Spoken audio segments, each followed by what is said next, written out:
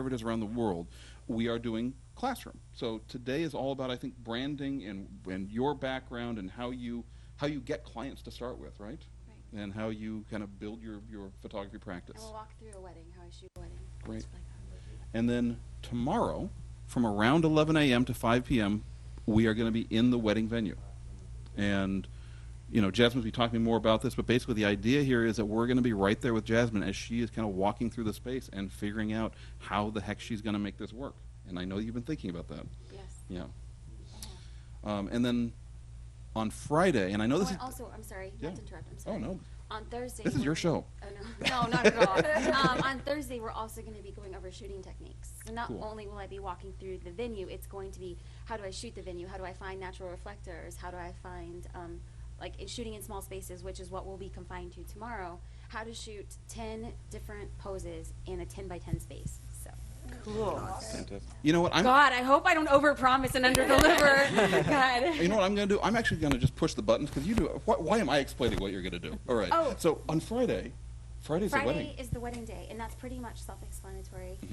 Also, just as clarification for the web, I had a conversation with Craig yesterday, and I was so nervous because I kind of felt like that was going to be the boringest day. Like, I tried explaining to Craig that, like, on on Wednesday and Thursday, Saturday and Sunday, it'll be like My Little Pony and rainbows. But on Friday, it's like all business. Like, I'm definitely a different kind of person. Like, I'm very focused in more than anything. I just feel the pressure for Laura and Billy. So it's going to be very, very, very driven. I will be wearing a different hat that day. I might not be as talkative and as charming, but it's going to be, I think, She's going to be terrible. I think it's going to be a little bit. It's going to be a little bit boring. There will be lulls in the day, and I was really nervous. I'm like, who's going to watch that? And Craig's like, Friday is not necessarily a class day. It's going to be ultimately for the downloads, for that experience, so they can edit it and take out all my boring parts. So if you want to join us on Friday, I would love to have you, but I'll probably be very boring. So let's just throw this out of the shower because Jasmine has this belief that none of you actually want to watch the wedding itself. You know, that's just going to be too dull. No, God, don't say that. Billy and Laura will probably watch this. No. Boring. No. But it is going to be 9 hours. I mean, the actual wedding, It's the hour. long. It's a long day. You're going to be basically. It's not a class. It is Jasmine Star shooting a client's wedding. And I will be talking throughout the day, but it's the real stuff. Yeah. It's not. It doesn't have bullet points. It's not Right. pre-programmed. We don't know what we're going to get. right. And for you online, it also is. It's kind of terrible for you timing-wise because it's not optimized for you. It's optimized for the bride and groom. It's going to be happening from 1 p.m. to 9 p.m. That's the full extent of the day. Now Jasmine will break that down. The wedding itself is around 5 p.m., 6 p.m. Seattle time. But you know, I know if you are in. Well, let's see here. If you're in Australia, you're going, yeah, that's great. I get to sleep in. And if you're in Europe, it really sucks. So, but this is for the bride and groom. And then basically we all go back to sleep late Friday night. We sleep in, so we're not going to start Saturday until about noon. And Jasmine's probably not going to show up until 2 or 3 because you're going to be sleeping in and editing your images and. Yes, I will be doing. I'm hoping to do a little bit of post-processing, but I definitely want to clarify. If you want to learn more about post-processing, it's not going to be from me. It'll be from one of the other amazing Creative Live instructors. I will be going through my post-processing, but simply, I'll be showing the entire edit, hopefully, from the night before. So I know that's kind of like a huge undertaking, but that's what I'll be doing on Saturday morning. I hope to wake up, cull the images, and show you from start to finish what I shot, untouched, unedited. Exactly. The good, the bad, and the really ugly. and that's actually kind of the interesting thing because we're actually not going to see the photos during the wedding day. I mean, Jasmine's not going to be shooting tethered. So during the wedding day, we're going to all be really curious all day long what Jasmine's capturing. So basically, what's going to happen Saturday morning, we're going to, from about noon to about 2, we're basically going to have a sit down with a whole bunch of people that help make this wedding possible. And we're basically just going to put a whole bunch of professionals that do nothing but do wedding work into the same room and let them tell stories for like 2 hours. And I don't know what's going to come up, but I mean, that's always just fascinating to me. I think it would be really good though too for them to have a perspective on the photographer. Yeah. Because I will get up there and I'm telling you, I have a loose tongue. I say whatever's on my mind. So if I feel like the timeline didn't really work, I'll probably say the timeline didn't really work in regards to my perspective. But then the cake baker or the coordinator can say that Jasmine girl took too long here or didn't do there. So I want everybody to give their opinions because I think it really helps educate photographers where other people are coming from because their points are just as valid as ours. Absolutely, because I mean, this is all about the wedding experience, and as crazy as this whole experience is, we couldn't teach this class this way without having a wedding in the middle of it. None of the emotion would be there if this were a mock wedding. None of the stress. I mean, this would be a lot easier on all of us if there was not a wedding in the middle of this. In fact, I didn't want to do the wedding. Yeah. They approached me with the wedding, and I said, "Oh, you guys are so sweet, but no." And you know what? I You did. guys are now treading on my introduction. Oh. So, Back so, up. so Chase is saying that we're I've screwing never up his introduced intro. someone who's been on the air for 20 minutes before. All right. Okay, here we go. So anyway, and then on Sunday, we're going to go back to closer to our normal schedule, basically from 11 to 5, focusing on post-production, client relationship, and honestly, Saturday and Sunday will be a lot of reflecting and looking back on what happened on Friday. A lot's going to be driven by your questions, and it's going to be a wrap-up of this whole experience. So this is going to be we don't champagne on and Sunday. champagne, absolutely. Okay. We're going to be drinking. We'll probably be drinking Friday, too. All right, so we don't know what we're going to get. We're all, just like you, waiting to see what happens. So I'm looking forward to tuning in Monday after all this and seeing what it was we actually created during this 5-day experience. All right, so, that's right. We have to pick our drawing. So you remember way back when I said start retweeting? We are now about to hold the drawing for two things. We're going to hold two drawings. One is for the WPPI road trip ticket. So that is going first. So we need to get a sound effect machine for this, but just drum roll quick. Drum roll. There we go. Francis Fontaine. And actually, you know what? I'm gonna make an editorial decision. I'm gonna switch this because he is in Canada and will not be able to take full advantage of the WPPI road trip, I imagine. So we are actually gonna have him win the Show it. the Show It Good for subscription, 1-year Show It him. subscription.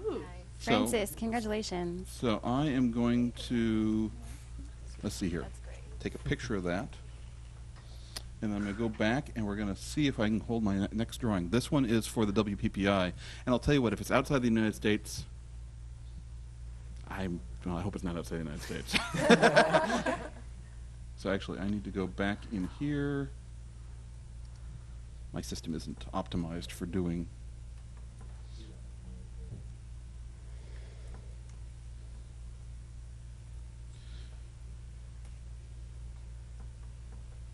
So what's happening here is basically we're doing a random drawing for somebody that has retweeted that URL. So here we go. All right, from Vancouver, BC. Well, Monday, Seattle one. Maybe, Monday, Seattle. yeah, actually, Vancouver's pretty close. So Gwen has won a WPPI gift certificate for a Seattle for United States road trip, and if that doesn't work for you, Gwen, I'm sure somebody's going to want to trade you for it. All right. So fantastic. Round of applause. Mm-hmm. All right, and I think you're done with me now. So let me get everything set up for Jasmine. We'll bring Chase up here, and we can get the program started. Yeah.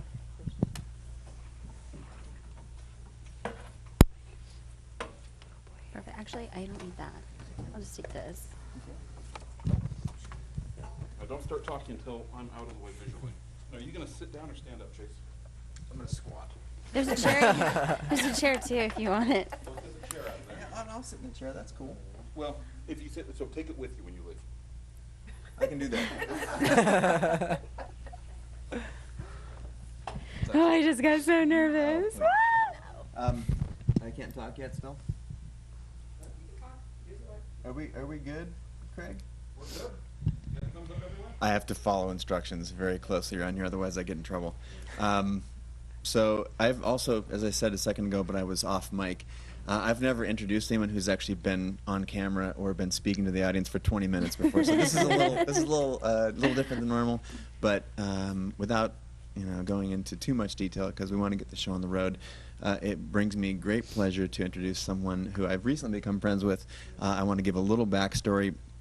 When we're planning Creative Live, again, Creative Live is kind of a side gig for me, trying to help democratize creative education. And every time I sit down and focus my attention on it, I get really excited about it. And there's obviously a bunch of classes from all walks of the creative pursuits, from painting and drawing, design, and of course photography and video, which is my area of expertise and where I get my professional excitement from. And when we talk about the photography stuff specifically, one of the things that I'm excited about is kind of curating the list of people that we get to bring in here. We brought in some amazing folks before Jasmine, and the folks like Vince LaFerre, good friend of mine, Zach Arias, Dave Duchemin, Scott Bourne, and the list. Where are you? John, right there. John Gringo's in the house. John is an amazing instructor as well. So it's been really, really fun to kind of to curate that list. And what I'm doing is I'm really listening to the internet. So if there are people that you want to have on the show, tell me. And I've got my ear to the ground. And in the process of doing that and having my ear to the ground, one thing that kept coming up is there's a huge chunk of the world of photography that is focused on weddings and portraits and whatnot, and we hadn't really represented that well. And the name that kept coming up as someone that people wanted to have on Creative Live was Jasmine. So I called you. I don't remember where I got your phone number from. I don't know either. No, actually, I do remember. You do? Can I share a backstory? Please. Again, I still haven't introduced you, so you're not even here yet. I was like, okay, this is like diva. This is my moment. No, I actually emailed you a long time ago, and I asked him if he would want to be how stupid. I asked him if he wanted to be a guest blogger on my blog. I'm so embarrassed. I mean, here he is, like, big kahuna of blogging, and I'm like, do you want to write on my blog? And I didn't hear back, and I'm not offended. I'm totally not offended at all. I totally get it. I mean, he's so busy. Anyway, and so all of a sudden, foolishly, I get an email. It says Chase Jarvis, and I'm like, he wants to write on my blog. And he asked for my phone number, and I gave it to him. This is not an advertisement for me to write on your blog. You won't get a response, people.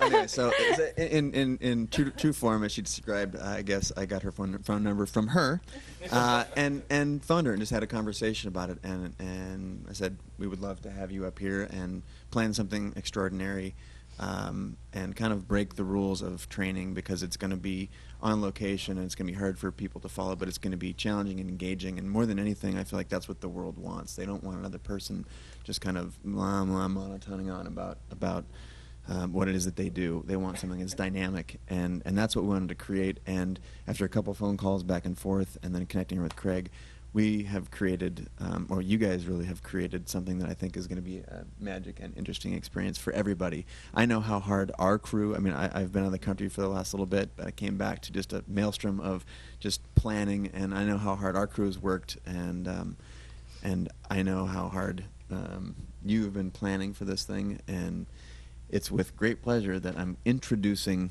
someone who's been on stage for the last 30 minutes, but who's going to bring you an amazing 5 days. It gives me great pleasure to turn you over to the amazing J Star. Jasmine Star is in the house. Thank you. Can we get a round of applause? Thank you. And I'm going to crash your party a couple times throughout the weekend because I'm in Seattle, and I'm going to learn a few things, because I had you on Creative or Chase Jarvis Live yesterday. I learned a ton. I don't know anything about wedding photography. I secretly think you want to be my third shooter.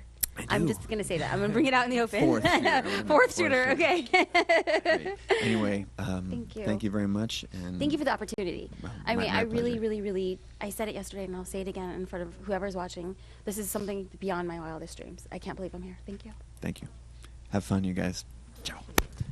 Thank you. And what he didn't mention either was the fact that when he first called, I was just like, no. He said, we want to create something so big, something the internet hasn't seen before. He's like, we want to put on a wedding. And I was just like, you're crazy. Like, no. He's like, and we want to broadcast it live. And I'm like, you're crazier, and here's a bigger no. But the thing about Chase is that he could sell ice to an Eskimo. Like, he's just like, no, and he takes no as, like, fuel. He's just like, you're daring me? You're daring me? And so, no, I mean, my little faith. I didn't think that this would come together, and here we are in Seattle putting together this thing, and we're all part of the project, and it's going to be an amazing day, an amazing wedding, and I thank you guys so much for, dang it, I'm such a girl. Dang it. I'm crying on the first day. No, I just can't believe I'm here. It's just like a huge honor. I don't know why anybody would want to come hear me speak, but I'm totally blown away by it. I think that we're going to grow and learn together because every wedding that I shoot, I feel like I learn something more because I make a ton of mistakes. So if you guys can be extra forgiving, I would appreciate it. If you guys have questions, more than anything is just keep it real. Like I know right now we kind of feel like everything's like formalized and like schoolish. Just like shake it off. We're going to be together for 5 days. So it's going to be like summer camp feeling. Like I expect friendship bracelets at the end, like pen pal notes, like the whole nine. So we're definitely going to do this and we're going to rock it out. But before I start talking, I just want to say thank you. And I would love if you guys would introduce yourselves because I feel like I know you because I've checked out your blogs. I saw your videos. I know where you guys are from. Nate's going to have a baby. You just moved to Canada. I mean, we know what is going on. So, but I do, but maybe not the online audience does. And I know that they're going to be, as much as they're watching me, they're going to be watching you too. I will be having conversations with you. So I want to put your personalities out on the web because this isn't my thing, it's our thing. So I think we're going to start here, and if you guys could let me know just your name, where you're from, how long you've been shooting, and your Twitter handle, if you guys want to put that out. If people want to have conversations with you about, like, if my breath smells or if I'm really mean behind the scenes, like, please feel free to go ahead. So those 4 things. Cool. Hi, my name's Sachin Kona. I'm from London, England. Basically, been shooting for quite a few years since I was a kid and stuff, and then but weddings most recently since basically about a year and a half. And yeah, my Twitter handle is that the 4th one I think is at Sachin Kona. So Can you spell that out? Just yeah, sure. It's SACHIN and Kona is KHONA. Kona. Yeah. I love it. I love it. I'm going to start speaking like you at the end. Okay. Oh, really? good. I love it. Should I look at you? Oh, no, you can talk to everybody. Okay, my name is Stephanie Miller. I have been seriously shooting for 6 months. That's why I call myself the rookie photographer. I'm from good old Los Angeles. Yeah. And my Twitter handle is S Miller Photos, not Smiller. S Miller. It gets confusing. Good. My name is Nate Perks. My wife and I live in Idaho, just outside of Boise, in a place called Star, Idaho. Like Jasmine said, we are expecting a baby in February, which we're really excited about. It's going to be our first baby. I've been photographing I've been doing weddings for about 1.5 years to 2 years. And my Twitter handle is at Nate Perks. So it's NatePerkes. Awesome. Thanks, Nate. My name is Audrey Smith. I live just north of Copenhagen in Denmark with my husband and my adorable little girl. She's 7 months. And same thing as Stephanie. I just started photography seriously, 6 months ago? 5 months ago? So before that, playing on and off. But so we're new by. And your Twitter handle? And my Twitter handle is at Audrey Smith Photo. Wonderful. My name is Victoria DeMartini. I'm from Montreal, where you may have heard I have a few cats that I live with. Thank God my boyfriend Gabby likes cats too, because otherwise I would be living in our garage. This is my 3rd year shooting weddings. I've loved photography since high school. I used to be a photographer for the school yearbook, and I just sort of always shot. I used to do nature photography before. And then my friend Dory, if you're out there, hey, dragged me into wedding photography. My Twitter handle is at Kooky Cat Chick. Nice. Okay, cool.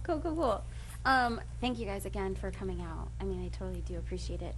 I think more than anything, I get to sit here and talk a lot about what I've done, but I think it would behoove us to understand a little bit of the backstory. I did touch briefly on this yesterday with on Chase Jarvis Live, so if it is repetitive to some of you who watch, please forgive me, but I'm going to do it in the interest of those who aren't familiar with who I am, because I do think that there are some people who just listen and accept things, and I'm not one of those people. I definitely come from a place of no, and I'm very skeptical. So in order for you to understand a little bit from where I stand now, to see how far I've come in such a short amount of time, I really want everybody to know, like, the backstory. The backstory basically is that I didn't know my left from my right, and yet somehow I was able to create a business, and with help from a lot of different people, from a lot of different resources, which is why I firmly believe in giving back to community education, and why Creative Live, this resonated super well with me, because I want people to get better. a rising tide raises all ships. So I feel like if we can all give back, and whatever, when you guys have the opportunity to go home,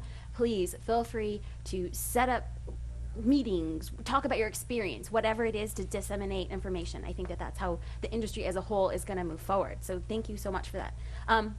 A brief introduction about who I am. I started this big photography experience back in 2006, but the story actually begins around 2005. And in 2005, I was at UCLA Law School. I had a full ride, a full academic ride, and it was a great, great, great experience. I loved the experience, but I hated law school. It was a terrible fit for me, and it just wasn't a good thing. Part of what augmented the problem was that I felt like my personality didn't fit so well in law school, and I was doing fine academically. But one thing that I didn't really anticipate was that my mother was diagnosed with brain cancer and cancer of the central nervous system when I was 20 and in college. And while she kind of teetered for a little bit, she was doing okay. So I went into law school, and then during my first year, she had a relapse with brain cancer. And at this point in time, the doctors were just like, it's about the quality of her life. So it's time to make a decision to pull back from chemotherapy. And so at that point in time, we weren't sure what was going to go on. And I thought, if my mom were to pass, I want to be with her. And I will never forget walking into law school and literally turning on my heel and quitting that same day. And I shouldn't say I quit. I just needed a medical leave. So I woke up that morning, and part of the scholarship was that I got to live on this brand new, beautiful on-campus housing. It's gorgeous. So it's in West LA. I'm literally a block from like the Bel Air gate, and I loved where I was living. I got onto the campus tram, went into law school with all my books, and I turned on my heel and I walked to the dean's office, and I said, you know what? I think my mom is going to die, and I just need some time. And she's just like, okay, no problem. You have that. We'll reinstate your scholarships. You have 5 years to come back and get your scholarship. And I said, okay, that's what I'm going to do. So I called JD, my now husband, but at the time was my boyfriend, and I call him, and I'm like, hey, I quit I said, I just got out of law school. And he's like, okay, cool. Do you want to grab dinner later? And I was just like, no, really. Like, I left. I just left law school. And he was just like, wait, what? I didn't talk to anybody about this decision because I knew that it was right for me at that time. And so part of like an issue or a problem became that because I was on scholarship and because I lived on on-campus housing, I had to move out because I was no longer a student. So he had this total beater truck. I mean, it was so ghetto. It had a cab on the truck, okay? Like, who has a cab on their truck when you live in Southern California? JD had a cab, and it was like this total, 1982 Ford Ranger. I mean, beat up along the sides. But whatever, we packed up his truck, and I literally moved within, 2 days. And I didn't have anywhere to go, so I moved home, thinking that it was just going to be a transition.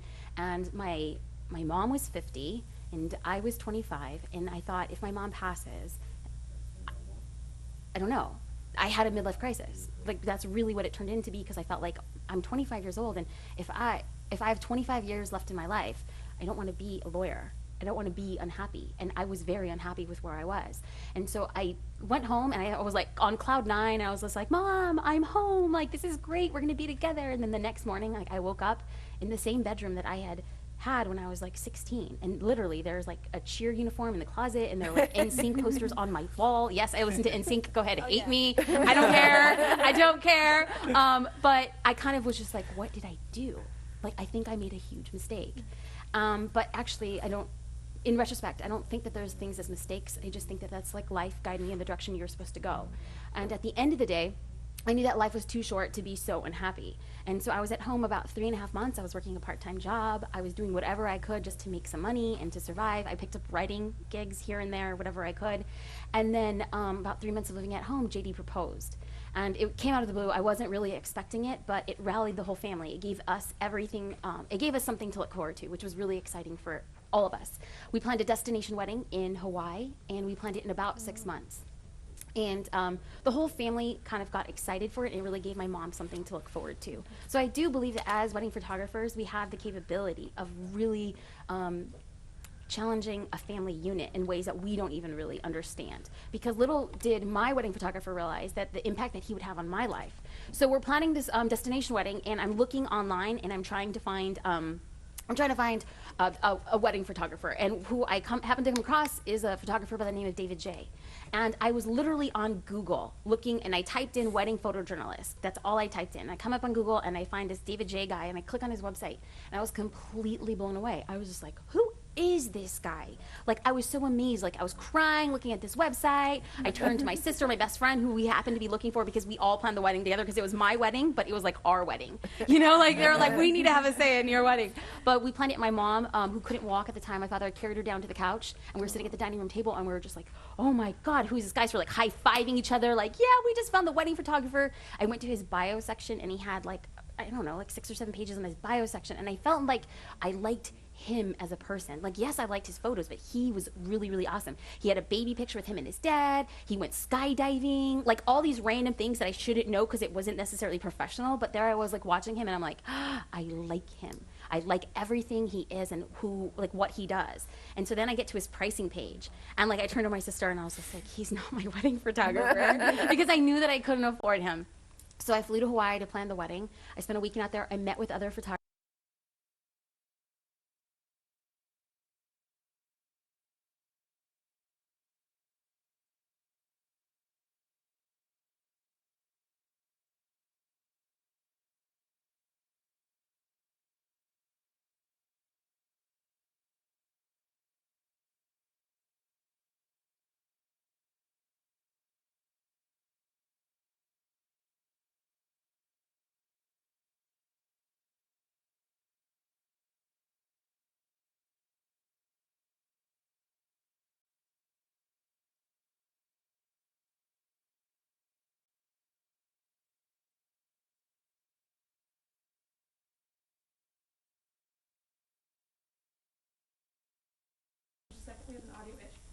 No problem.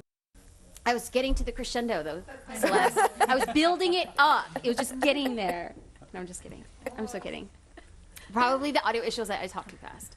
I really do. If I am talking You do fast, talk fast. I do. No, you listen slow. That's the problem. That's the problem, Victoria. No, I'm just kidding. I'm just kidding. No, I'm just kidding. Maybe rewind like 2 sentences and go. Does anybody know what I said 2 sentences ago? Oh my God. Oh my God. Yeah. Oh my God. Oh my God. It was oh my God. You got the email from him. I got the email. The 2 sentences and stuff. That's why I picked you. No, I'm just kidding. Okay. Okay. So where we were before the audio issue was that I got an email from him, and he said that when I got back to the mainland, we would chat, we would talk. And I knew right there and then that I would do whatever I possibly humanly could. I actually emailed him. I'm so pathetic, and I can't even believe I'm admitting this on the World Wide Web. I emailed him, and I said, I will carry your bags at future weddings. Like, let me go and work off your services for my wedding. I'm not even lying. Like, how embarrassing, but I knew that I wanted him at my wedding. I knew there was something special about him. Yes, it was his photographs, but it was so much about him and who he was and everything he possessed. And we went back. I got back home, and he emailed, and he said that if he could pick the wedding date, that he would shoot the wedding. And the wedding date that he chose was Wednesday, September 28th, 2005. And I said, that's our wedding date. So he flew for a midweek wedding in Hawaii, and it was the most beautiful thing. He documented a miracle. My mother wasn't supposed to be there, and yet she and my father walked me down. So I think that, like, the things that we do possesses so much power. It's not something that we can actually back away from. And I think that that was the start of something so beyond my wildest dreams. Please, I cannot look at you. I will start crying, Victoria. You're wiping tears, and I just feel like we're turning this into like a girl fest. It's not. It's so not a girl fest. No. I do admit, I do get choked up when I talk about this experience. It is a powerful thing. And my mom is probably watching on the internet, and that's something beyond my wildest dreams. So it's a huge thing. And on my wedding day, my wedding photographer brought out a laptop this size, and he showed a same-day slideshow of the photos that he documented on that day. And everybody in the room, grown men, were crying, like sobbing, because of the power that he possessed. He showcased my wedding day in such a beautiful way, and he documented a miracle. The power that we have as wedding photographers far supersedes anything that we can ever do or know or ever say. So, of course, I love my wedding photos. I feel like the happiest girl in the world.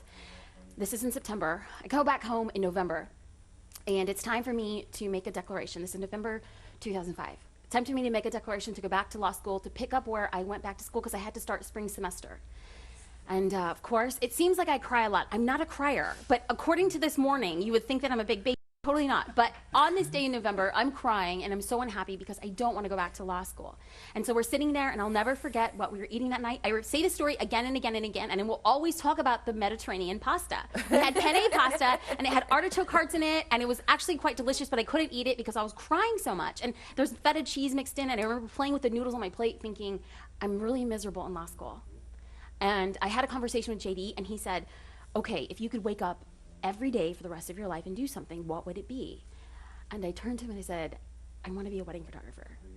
And he's like, what? Like, I mean, you know, like the quiet, like, I want to be an underwater basket weaver. You know, it was like the craziest thing he had ever heard. And he's like, I know that you liked our wedding photos, but like, really? And I'm like, yes, I think I did, because I was stalking my photographer's blog. He had a photography forum that I learned so much on. It's like, it's OSP Photography Forum. It's still there to this day. You will learn so much information. It's a free forum, free photography forum that I learned everything that I know about photography till this day. OSP Forum, Photography Forum. So he says, okay. And he says something that I will never forget for the rest of my life. He said, I would rather see you fail at something you love than succeed at something you hate. And with that, I had the permission to follow my dreams. And I gave myself a year because I didn't believe in my abilities, to be quite honest. I think that it's easier in retrospect to be like, I knew it was going to happen. I had full faith. Like, I'm a go-getter. I always strive for the top. No, not at all. I didn't believe in my abilities. In fact, I didn't want to spend any of our savings in investing in camera gear because I was just like, no, it's not going to happen. So then Christmas time, 2006, I get my very first camera, which is a Canon 20D. Comes with a kit lens, and I am in business. I'm like, oh, hey, I am legit now. I have myself a kit lens. What is it, like a 15 to 50, or like 18 to 55 or whatever it is? So anyway, I have my kit lens, and I'm feeling like all legit. And the first time I actually touch a digital camera is in January of 2006. I open it up, and I'm so intimidated because I don't even know how to turn it on. I don't even know how to put the battery in. And so I'm just like, okay, this is what I'm gonna try. A year. Let's see how it goes for a year. Well, I had the opportunity to second shoot for a few weddings. I'll be talking about that in a little bit. But I second shot a few weddings, and then I booked my very first wedding for October of 2006. That first wedding comes along, and I shoot 2 other weddings that month. So a total of 3 weddings in 2006. And I shot close to 40 weddings in 2007. And that all happened without spending anything on marketing. It was all done word of mouth. It was all done online. And I just think that that says a lot for the changing dynamic in the photography industry. What you can do online and what you could use with social media, and actually being transparent on the web, and how much that changes what we do as artists, specifically dealing with the types of clients that we want to procure and get to move our brand forward. So we're going to be talking more about that today. Another thing, too, is if you guys have questions, please feel free. The reason why you guys were chosen is because I feel like you're a nice splice of the internet. If I'm not making sense, which happens a lot, just to be like, what did you mean there? Because if you're having that question, I guarantee you there are other people on the web who have the same question. So don't feel like that. And if I feel like I'm going to answer the question later on in the presentation, I will totally let you know. And that applies very much well for people who are on the internet, too. Real quick, just to back up a quick second. So how I got, because what happens is when I say I went from 3 weddings in 2006 to 38 weddings in 2007, people want to know, like, whoa, what the heck? How did that happen? We'll talk a little bit more about there, but I want to talk a little bit about my first wedding. And I'm going to talk a lot today, so please forgive me. You guys should get comfortable. JD, you should probably go to Starbucks and get some coffee, because you guys are going to be nodding off in a second. I'm not that interesting, but I'm just going to talk about my experience, because that's all I have. Like, I watched David Duchemin's and I watched Zach Arias' creative life, and they are, like, so legit. They are smart. They're, like, deep. They're artistic. Like, Zach has a graying beard. Like, he looks sagely, you know? I'm like, oh, my God, I don't even have that. They're really good. I don't have that, but I only have me, and I only have my experience, so it will fall short of a ton of expectation, but I'm just going to lay it all out there right there. Having said that, my very first wedding actually came as a recommendation from my wedding photographer. Now, at the time, my wedding photographer was charging $12,000. And so when you get a recommendation from your wedding photographer and he's charging $12,000, my first thought is, oh my God, my first wedding is going to be $10,000. This bride emails me. And she says, I got your name as a recommendation from David J, and I'm getting married in October, and I just want, to get an idea of your prices. And of course, I have no idea about pricing. I don't know which way is up. So I'm just like, okay. I emailed her back, and I said, well, tell me what your budget is. And she emailed back, and she said, for 10 hours of coverage, 2 photographers, the disc of digital negatives, and an engagement session, I have $1,000. And I was just like, funny, that's what I charge. I was like, and so that's the start of like my first legit official pricing structure. as flawed as it is, whatever. It is what it is, because I will say $1,000 is peanuts for what we do as artists, but $1,000 for that wedding was almost as much as I made for my part-time paycheck every 2 weeks. So, I mean, it was what it was. And my philosophy was I wanted to get in the industry, specifically in Orange County and Los Angeles. Southern California is this mecca of amazing creative photographers who are all like born and bred. They're like thoroughbreds in what they do. I'm not lying. Like, they came out with a camera, and I'm like, I didn't have that. And so I wanted to get my name out there in the industry. And I knew that, of course, I could come out charging, I don't know, $2,500, $3,000. I could have. But it would be so much of a harder booking because I didn't necessarily have that much of a portfolio. I couldn't afford to have a sample album made. How could I compete with other people within that pricing structure without any type of like foundation? So what I wanted to do was just get down, get dirty, and get busy real fast. Please don't tweet that. That one's like, get down, get dirty. I was like, that's not a good tweet. Don't tweet that one. Yeah, no. So I started shooting weddings for $1,000, and she said that she wanted all of that for $1,000. But I knew that I wanted her to put a little bit more value on what I was bringing to the table. So the start of my pricing structure was 10 hours, an engagement session, 2 photographers for $1,000. If she wanted to add the disc of digital negatives, well, then that was going to be an extra $500. Now, I was so scared. I was scared that she was going to walk away. This one was a recommendation from my own wedding photographer. Like, what is he going to think? Who do you think you are? You ain't got nothing booked, sweetie. Like, take the wedding and run. But he was in a conversation, but I'm thinking, what is he going to do if I turn away this wedding? But at the same time, I needed her to put a value. If I would have come back and said, $1,000 is what it is, perfect. I said she can have my services for $1,000, but then I put value on the cost of the digital negatives. Because there had to be some sort of level of association with her wanting me. Because I feel like when we shop, we put more value on the things that we spend more money on. It's just that simple. You buy a sweater from like TJ Maxx or Ross for $20, you like the sweater. But you buy the same sweater at like Nordstrom or Neiman Marcus, well, then you're keeping it in the little sleeve that it came in, you're keeping the tags and the extra button. It's just the value that's associated with the cost of what you're bringing to the table. What happens, she came back, she reorganized her budget for the wedding, and she ended up booking me for $1,500. She appreciated me more because she had spent more for me. And of course, we think $500, what is that in the grand scheme of a wedding planning? But $500 for her particular budget, which I'm guessing for the entire wedding was roughly around $8,000. An extra $500 out of an $8,000 budget is a lot of money. And so for her to appropriate that for services does mean a lot. So keeping that in the back of your mind. A crazy thing happened during this time was that she had 12 bridesmaids. My very first bride had 12 bridesmaids. And I call them my J-Star Cheer Squad. Because what happened at the time was I didn't have a website. I couldn't afford a website, but I did have a photography blog. And on this photography blog, I was really, it's still up. On my current blog, if you go to the link section, there's a link to my old blog. And I want to take that blog down. It is so, God, it's embarrassing. It really, really, really is revealing to what I went through. Like oh my God, I'm so scared I have to shoot today. Why won't anybody hire me? Oh my gosh, I'm sick. This is what JD and I did for Valentine's. It's the most ridiculous blog on the face of this earth. I will leave it up there because I want to show people I didn't have it together. I had no idea which way was up, but I struggled just like everybody else to kind of get my voice and put my feet firmly on the ground. What happened was these girls started following the blog. Why? I have no idea. The only people that were reading were my mom and my husband. And my husband was like on like every third day of the week. Like he's like, you couldn't possibly have anything interesting to write about. Oh, little did he know. So there I am writing this blog. And one of the first, I'm jumping all over the place.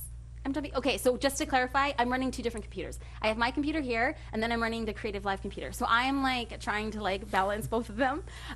Before we get into like the blogging and all that good stuff, I want to talk about what the main thesis of today will be. Today's main thing will be marketing your brand.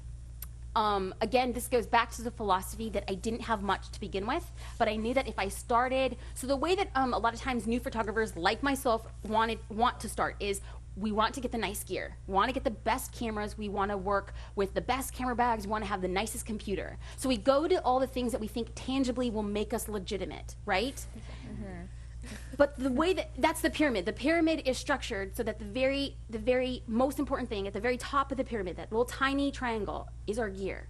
And then the next one might be our computers. And then maybe like our camera bags and things of that nature, things that you could brag about. The swag that you keep, if you guys are on photography forums, what do you shoot with at the bottom of your signature? It's like, I shoot with the Kennedy 5D Mark II, and everyone's like, ooh. You know? It's like, we want to do that because somehow it legitimizes us. What happened was I rocked a 20D for over a year and a half. I shot almost my entire portfolio in the first 2 years was on the 20D. That's a prosumer camera. That's like that almost, I mean, when I would go to weddings, when I first started shooting weddings, the guests would have nicer cameras than me. And I'm just like, oh, how embarrassing. But what do? Listen, you're shooting on P mode. I'm shooting on manual. I could do more with my 20D than you can do in P mode, so thank you. I mean, at least that's what I told myself. I don't know. Maybe it didn't work for other people, but it worked for me. So basically, this is what we're going to be talking about today. Turning that pyramid upside down. Because the thing that we put at the very bottom of the pyramid in this preconceived notion and structure of what we do as photographers is we keep ourselves at the very bottom. But if you flip the pyramid upside down, you put yourselves up at the top, and the very thing that matters the least is the very thing that we actually want to use as a cornerstone of our business, which is our gear. But listen, at the end of the day, you can rent a camera, you can rent a lens, you can even borrow your sister's computer. You cannot borrow or rent your brand. You cannot borrow or rent the presentation that you put out on the web. And that is what's selling people. That's the changing dynamic of this ever-changing industry. So that's what we're going to talk about today. So, like I said, when I started out, I was looking for a way to stick in the others. Look on the internet and I would see these amazing branded photographers. And in undergraduate school, I studied business administration. So I understood it from like a macro level, like how big companies, so like Heinz and Nordstrom and Pedigree, how they branded themselves. But I didn't know how to do it for me, a girl who had no money. Like I said, I just got out of law school. I just got married. I worked part-time, and JD was with this startup company that was literally paying him in like pesos and oranges every 2 weeks. I don't know. They were really saying, please work for free. I'm not even exaggerating. So like our date nights were seriously, I'm not even exaggerating, Taco Bell. We'd go through the drive-thru, and it's like with $4.49, we'd go home with dinner. And at the time, thank God, we had this fireplace.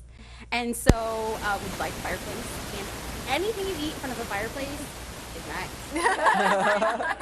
Hot sauce in front of the fireplace. You know, like life is good. We had your audio, your microphone went out. Okay. 1 second. You want to get in there? This is a live experience, everyone. Since we're off, I just want to add a piece of information. I think we're trending on Twitter. We are trending on Twitter. Are we really? Oh, sweet. Trending on Twitter. Justin Bieber, take that. Everyone wants to know who Ask Jasmine is. Because Wow. yes, who's Jasmine? Look at Your that. tweet is on the Twitter main page We're trending. without being logged in as anybody. Just, it was like the third one up. Look at me, I think I'm sweating. Oh my God. So much pressure. Anyway. Okay. That's awesome. Can someone I explain would to me love what does to it just mean keep when the you're trending on Twitter? Because I mean, look at the way I It talk, means, right? I feel like you know, you like the guys are probably really hashtags. big. It's a really high priority. A lot of people are following that. Throughout the world. You know, you could also take away one of these guys' wired connections and give them a wired connection. Let's see what Tef has up his sleeve here. Yeah, let's let Tess, who actually knows what Yeah, he's I'm doing. okay getting off camera now. Thank you. Oh, so let's just come over here. Has someone told the internet what's happening? Yes. Cool. No, I mean on mic. Well, we did say that it was live, and we were just. But can they hear us? Nice. Yes, they can hear us just Okay. like See Jasmine, you right? outside. Oh, great. I was like, oh my Thanks God. for letting me have How this, whoever. unknowable. I'm like, Justin We will be Nice. folks on the internet. We'll be right back. We'll be right Nice. back. We're taking a mini break as we adjust Jasmine's And also, mic. like, if y'all need to use the bathroom, like, I'm not gonna be offended. Oh, you guys We aren't can't offended. get out. We're We're stuck stuck to to the the chair. chair. I Wired. have a code. So this is bathroom. And actually, I think that is really sign language, I think. Okay. Maybe not. Does anybody know sign language? No. Anyway. Oh, that, you know? Okay. At least baby sign. This is bathroom? We got some. Okay. Okay, so It's gonna be live on the internet. Everyone's gonna do that. Oh, that's right. Actually, Jamie's good. Look at Zach. I got a sagely beard. Zach. Zach says, I got a sagely beard. Oh. Zach Swatches, nice. What's up, Zach? That's perfect. All right, guys, we sound good? We're ready to go? Okay, we're back. So cool. You need to leave. Oh, that's so good. It was so good, and it was just so Mr. Corona, where was I? Do you remember where I was? You're my placeholder. Taco Bell. Taco Bell, yeah. Fireplace. Fireplace. Bow chicka bow wow. Are we ready to go back on? Yes. Okay, so everyone, I just need everyone to just kind of take a deep breath, have someone tell the internet that we're coming back, so everyone gets attention. Okay, we're coming back, everyone. Jasmine's mic is back. A collective sigh of relief. Okay, now that the mic is working, I'm pretty sure we left off Taco Bell by the fire, right? It was pass me the hot sauce, baby. We'll end it there because that's kind of how life was. We didn't have very much money, and so I was looking to other people, and to be quite honest, and I don't know if you feel the same way, but where I was, I would look, and I would see the studios that they had, and I would see the cars that they drove, and I would see how many sample albums they had, and I'm thinking, that's how many, you guys have a library of sample albums, and I can't even afford to have one. You know, and I always tell this story, but whatever, it never gets old to me. There was a photographer that I followed, and he went on his blog, and he just took a snapshot of his desk, because he was talking about something else completely unrelated to his post, but what I saw in the corner of his picture, I took the picture, and I took it into Photoshop, and I enlarged the photo, and I sat there, and I counted how many CF cards he had. And I was like, 1, 2, 3, and I lost count after like 25, and I'm just like, I have 2. I was like, I could never compete with him. I can never compete with him. And it was more along these times where I realized I can't win at the game you're playing. So I'm going to create my own game. And if I win at my own game, the playing field will be equal. And that's the foundation on which I stand. That is why a ton of people on the interweb don't like me. That is why I don't care. It's my game. These are my playing pieces, you know, and it is what it is. You create your own game. Don't let other people create the game for you. You have your own pieces. You make up your own die. Well, how I first started was a lot from word of mouth. Now we're going to go back and we're going to revisit the idea of the 12 bridesmaids. The 12 ladies in waiting, they became the J-Star Cheer Squad. So they had followed the blog up until that point. Now, the blog at this point was, again, like I'd mentioned, really kind of pathetic. Remember, this is Christina and Danny's wedding was the first wedding that I shot on my own. If they had followed the blog, they would know that every once in a while I was second shooting with other people. But for the most part, all the posts were related to getting a new puppy, my husband, and what I ate for dinner. Blah, blah, boring, boring. I would go outside and I would shoot like this orange tree that we had. I mean, boring, boring, boring. And then I would talk about the gifts that I got. Oh, I got some like tropical sea scrub. I'm sick and I'm watching Lost. How is that professional? How is that anything photography related? And it's not. And I feel like that actually served as the foundation of my business. The banalities of my life, but what actually like set me apart. In a sea of professional sameness, I was like this little blip on the radar that was kind of different. And some people found it refreshing, and some people found it ridiculous. It doesn't matter. For the people who found it refreshing, it was a good thing for me. For the people who found it ridiculous, they stopped following me. Great, perfect, awesome, no biggie. Word of mouth came a lot from the web, but not in the ways that we traditionally think it would be. These are people who would read my blog, but most of my audience, remember at the time, there's not my audience, like all 20 of them, you know, they weren't probably getting married. However, what was happening was like if they came back to my blog, and at the time, now I blog about every day. At the time, back when I first started blogging, I was blogging around 3 times a week. And when they would come back, they would feel like they were having a conversation with somebody on the web. I became this strange friend to them. And in a way, whenever they heard that somebody was getting married, the first person they thought of was me. Not because they thought I was a great photographer, but because they felt like they were referring a friend. And the way that people can vouch for you when they feel like they know you personally is very different than saying, I saw this one wedding photographer at my cousin's wedding a couple years ago, I can get you contact. Versus, there's this photographer who has this really cute dog, and she's totally random, but she likes Lost. You know, it's like, to me, that's a stronger recommendation because that person sounds like they personally know me. That was how the base of the structure turned out to be.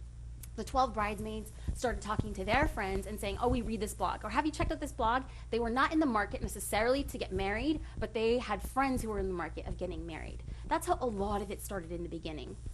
I booked my first 10 weddings on my blog alone. I didn't have a website because I couldn't afford it, but I felt like I took what I had and I made it work. But I will say, the minute that I got a website, my business completely changed, and it took on a whole new face, but we'll talk about that in a bit. People want to know, how do I get my clients now? And strangely enough, nothing has changed from the beginning of my business to where it is now. People find my business through only one of two ways, and that is on the web.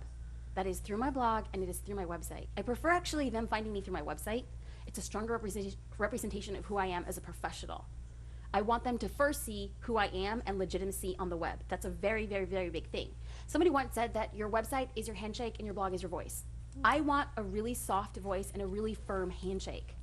So when somebody first comes to see me, I want them to see, wow, this girl is legit. She's a professional. But I want the blog to be the personality of who I am as a business. How do I get clients today? Still remains the same. They only find me on the web. In fact, my business cards don't have my phone number. And I know that some people will think that's crazy, that's ludicrous, and it probably is, but you guys hear me talk now, right? I annoy myself with my own voice. If somebody were to call me, I'm just keeping it real, please, like, oh, don't send the sad tweets, your voice is fine. No, I know it's not. Okay, look, I know I have this hyena pitch laugh. I get it, it's totally fine. But if somebody were to call me, and there I am, and I am easily excitable, clearly. So a girl called me, and she's getting married, and she's talking to me about her dress, and I'm like, oh my God, your dress, and you're getting married here? Oh my God, it's like, ooh, I cringe. It's the most unprofessional personification of me possible. The most professional, the most contained, the most control for me is on the web. Our first interactions are via email. Once I have all her information, once I know where she's getting married, once I know her wedding date, I can then call her if she wants me to call her, and I can calm, so you're getting married at the Ritz, that's so nice to hear. Awesome, tell me a little bit more about your dress. I then have the ball in my possession, and I'm in control. If somebody catches me off guard, I'm just like, totally out of my A game. My A game. Look at me, I talk like I have swag. My A game. Oh my God, like I have game. Anyway, for the game I pretend I have. So that's why I do. That's how clients are contacting me. If a client, I used to have my phone number on my website, which is totally fine. And if I get referrals from other people and their friends are calling me on the phone, they'll most likely leave a voice message. And when I call them back, I tell them to please visit my website and send me an email. Because I want to get all that information. Again, I want to play to my strength. I want to make sure that the brand stays intact. And that brand is continuous communication via the web. And quite frankly, I'm not a phone person. So I don't really want to attract a client who needs constant communication via the phone. Because there are only, so many hours in the day. And if I spend 20 minutes with 4 clients in a day, that is over an hour. Yes, over an hour. I was like, do the math. It's over an hour of communication. And sure, 20 minutes isn't a lot. But what if those 20 minutes came from clients that weren't even my own? What if they couldn't afford me to begin with? And that's 20 minutes that I shall never get back. That is theoretically digging into my personal time with my husband and with my dog. That's how I try to contain the brand. More than what's most important is knowing who your client is. And I wish I had known this early on. When you're starting, it's hard to really know who your client is, because at that point you just want to work, you just want to get busy, you just want to hit the ground running. But as you build your business, it's really important for you to draw a diagram, literally, of who the person is you're trying to procure for your business. If you don't know what you're trying to get, nobody else will, and you'll have some clients who you really like, some clients you are kind of mixed about, you don't really know, and some clients you absolutely feel are totally bad fit for your business. But that's nobody's fault but your own. The less of you that you have out on the web, the less people will really know about you. They'll just think, she does a good job. He takes nice pictures, he's my photographer. He takes nice pictures and he is within my price range. Good fit, let's go. For me, I felt like the more that I put myself out on the web, I was giving people reasons to not like me. That's my absolute #1 goal. Please, you have so much information for you to make an educated decision about how you feel about me. If you don't like me on the web, I guarantee you probably won't like me in person, because I'm like that much more obnoxious in real life. So, having said that, what do I put out on the web? I put out a lot. By the time a client is actually coming to me, she's not necessarily feeling like she doesn't know me. She already knows about my dog, she knows about my husband, she knows about my faith, she knows about my family, she knows where I went on vacation. Some people find that creepy, I don't. By the time the client is coming to me, she's not asking me, So I don't know if you guys have met with clients. They print out this 25 questions from the knot.com that you have to ask a photographer. You know, it's just like whoever invented that list, like seriously needs to be harpooned. I am like, please, like what kind of questions are these? You know, it's like, of course, like they bring out their printout. And when I first started, they would bring out the printout and they would be like, what do you wear on the wedding day? And I'm just like, a bathing suit. You know, like, I wear a nice outfit. You know, it's just like, do you have backup gear? Do you have a second shooter? I mean, do you have insurance? Like, whatever these things may be. Well, what happens is if anybody wants to do enough research on my blog, when I post a picture of behind the scenes of me and JD at work, why do you think I'm doing that? Yes, to personalize what we do professionally, but at the same time, I want people to know what I'm wearing to a wedding. I want people to know what JD's wearing to a wedding, so they can't ask, what do you wear? You know that JD wears 3 pieces. Call it the 3-piece rule. Some people think it's ridiculous that I request that he dresses so nice. Listen, I want him to look like a guest at the wedding with a really nice camera. I would prefer, sometimes I totally miss the mark. This past weekend, I thought I looked cool, and then I was downloading JD's cards, and he took pictures of me, and I seriously looked like Austin Powers on crack. I wore this ruffled shirt. I was just like, oh my God, why didn't anybody tell me I look so awful? I mean, I was in a really nice venue, and I seriously looked so ridiculous. I looked like I was in a Halloween costume. I'm not lying. I'm going to post a picture just to show you how ridiculous I looked. Anyway, so those types of things. What am I putting out on the web? Who is my second shooter? I'm so glad you think I'm funny. Like, we're going to talk the whole time. Shirt for Friday, so I'm going shopping. Oh, yeah, don't wear the ruffled shirt. You're going to think it's cute. And then when you see it in pictures, you're going to be like, oh, my God, I look ridiculous. Yeah. I'm just kidding. I'm just kidding. No, I'm totally kidding. Wear the ruffled shirt and rock it out. If you own the ruffled shirt, you're fine. Just be like, I look good in my ruffled shirt. Also, people ask if I have a second shooter. No, I'm sorry, people no longer ask if I have a second shooter because I always talk about who my second shooter is. I'm always talking about the things, I'm trying to preemptively answer questions and personalize those questions on the web.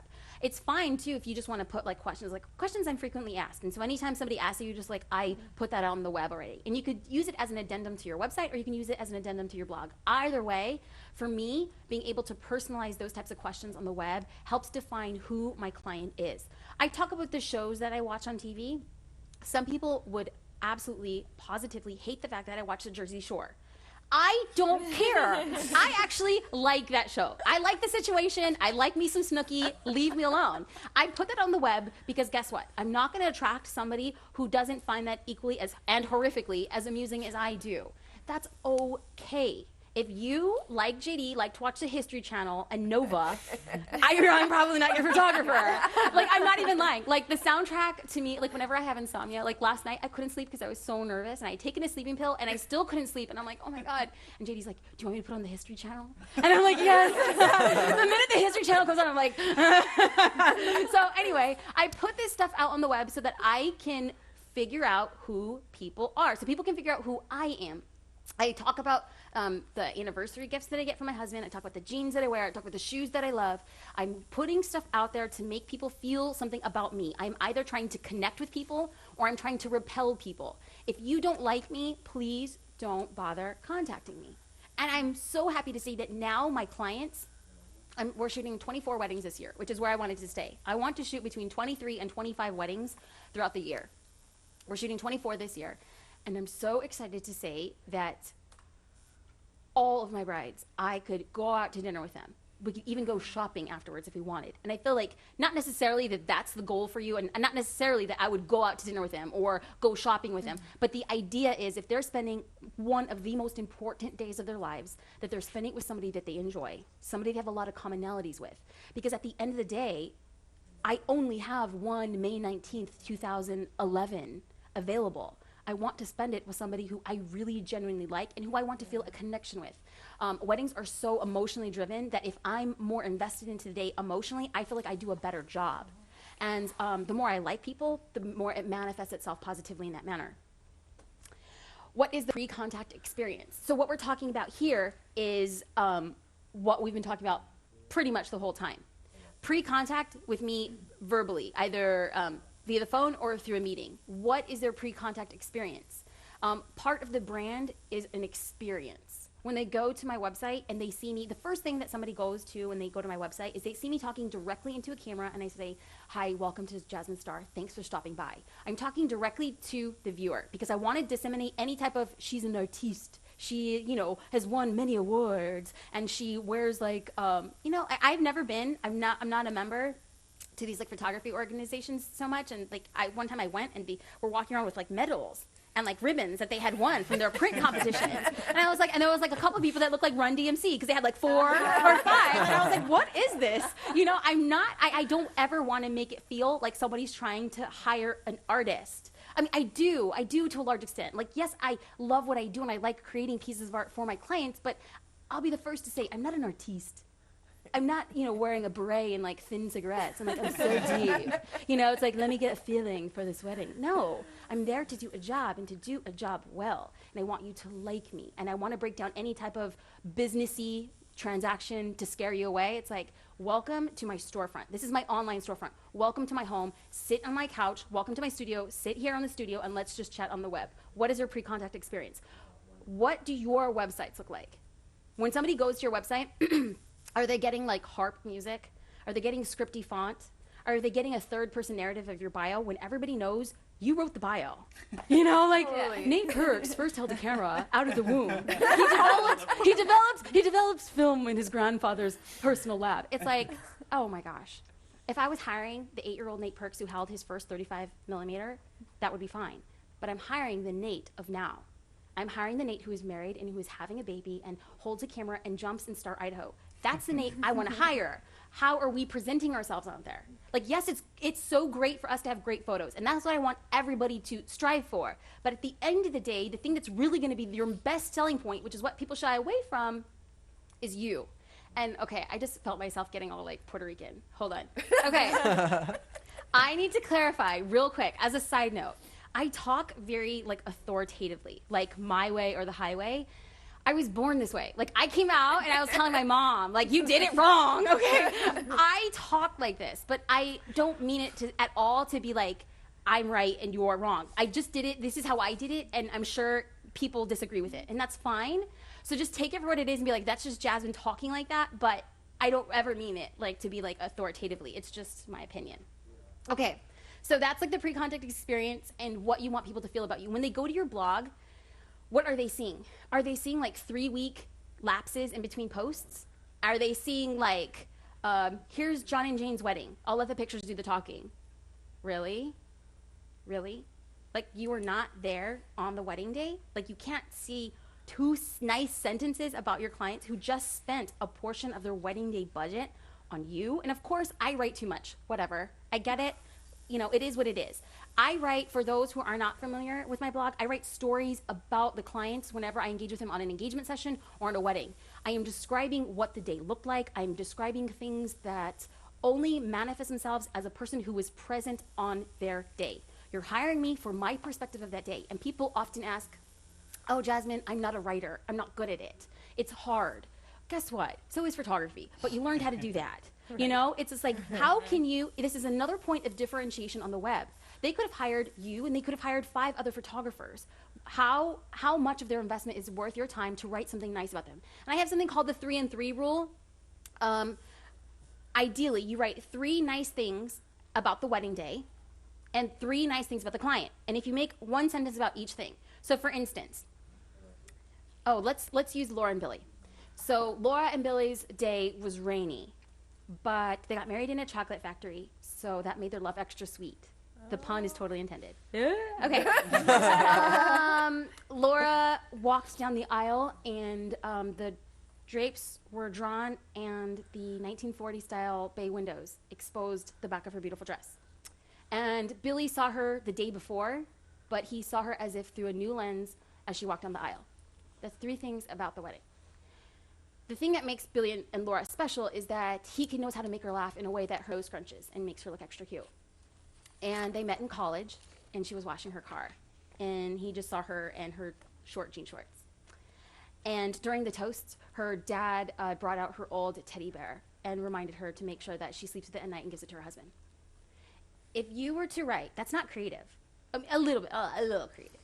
If you were to write 1 sentence about those things, That's 6 sentences total. 6 sentences is a paragraph. You just wrote a paragraph about that wedding day. And I don't write for photographers. I actually know that a lot of photographers don't read the blog. They'll just go to pictures, which I'm fine with. I'm not writing it for anybody else but my clients. But Laura's dad, if he were to read the blog after, I want him to know that I was there and I was paying attention. I saw you, I saw her, I saw what happened there. That is how you make yourselves really, really, really different. Jasmine, you're making the internet cry. Okay, good. I'm like Barbara Walters. I probably made them cry because I was crying in the beginning. Like, you know when you see somebody cry and then you just cry? That's probably the experience. Okay, one last thing. And actually, I think we're kind of running behind. Woo! Okay. How can you leverage yourself? When we go back and we talk about the things, like clearly, you guys now know the backstory. What happened? Like, I didn't have much. I didn't know which way was up. But still, clearly, I was able to still somehow have people trust me to document their wedding day. How can you leverage yourself? My things that I felt like leveraged me, how I was different, was the fact that I liked to write. So I used that to my advantage. Not everybody likes to write, so that might not be your advantage. I felt like my name, people ask if it's a stage name or a biological name. Jasmine Star is my name. It's a biological name, and my twin sister is Bianca Flower. I walked away with a better name. My mom was a hippie. So yes, it is my name, but I felt like it worked very well for the business. So I will actually use a large part of my name as part of the branding. Another thing was that I used my personal experiences as having just got married. When I first started booking weddings, I got married just about a year or less than a year when my brides are getting married, so I can talk to them about the things that they're talking about. Or when I'm blogging about things, my target market is brides between 28 and 34. I know that about my brides now because of where I am priced. I'm really not so much getting the younger brides anymore. I've priced myself a little bit out of that market, but now I know where my target market lies. So I'm within that age demographic. So that is how I'm leveraging myself on the web as well. What can you do to leverage yourself on the web? How can you manifest the things that you're really good at in a way that would connect with other people? Now, Victoria loves her cats. We all know Victoria loves her cats. But how is that at all relatable to wedding photography? It's not, unless she dresses her cats up like a bride and groom. But really, what I think she could do would be to use that to personalize who she is as a photographer, what she does as a person. And I feel like that is how people are going to connect with her. And if there are other people who like cats as much as Victoria does, they will instantly like her as a byproduct of that. I know that some of my brides, when we first meet with them, they'll bring gifts for Polo. Not every bride, but enough brides, if they like dogs, they're bringing him like a little sprinkles. Do you guys have sprinkles up here? Oh no, I'm here like you guys are Seattleites or something. No. Well, anyway, in Southern California, we have this cupcake place called Sprinkles, and they make dog treats as well. And so sometimes people will come and they'll bring sprinkle cupcake dog treats for Polo, or they'll bring him a little shirt or something. Had I not been so personal on the web, had I not been so obsessed with my dog, I don't know if they would have connected with me on that level. Are you using anything to help people connect with you on the web? That's one thing to really, really, really think about. People always ask in the beginning if I ever regret having posted something that was too personal, and my answer is always no. I didn't regret it then, so I'm not going to regret it now, seeing how my life has changed. And sometimes people think, well, what is too personal, or what is, everybody has their own barometer. I happen to put a lot out there, and it doesn't necessarily bother me because, again, I am a really like black or white person. I want you to like me and talk about me as your friend, or I want you to not like me and like make snarky comments on Twitter. Bam. Okay. So, oh shoot, JD's gonna be sending me evil eyes. Like, cut it out. He's like so politically correct. One thing, my best friends and I in high school.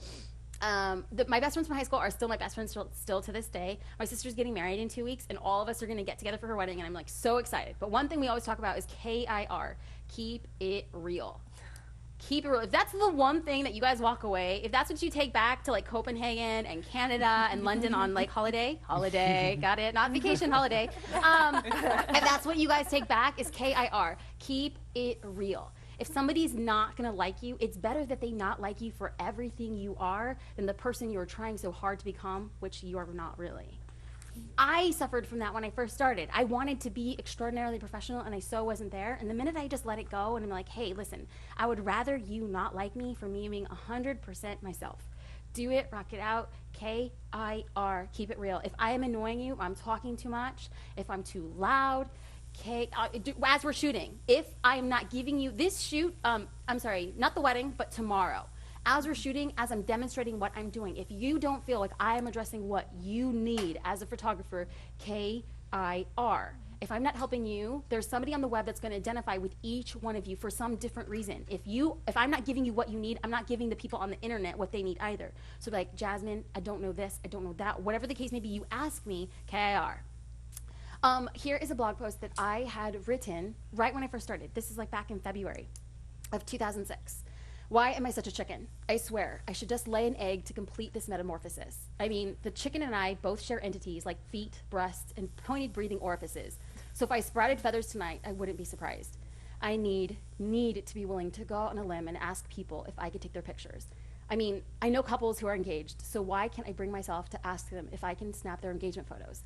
For crying out loud, I wouldn't even charge them. So what's stopping me? My fear of rejection, of incompetence, of embarrassment. I need to do this. I just need to. This was written in 2006. And to see how much I just put out there, to admit openly, I'm really scared and I totally don't know what I'm doing. And I still manage to book weddings.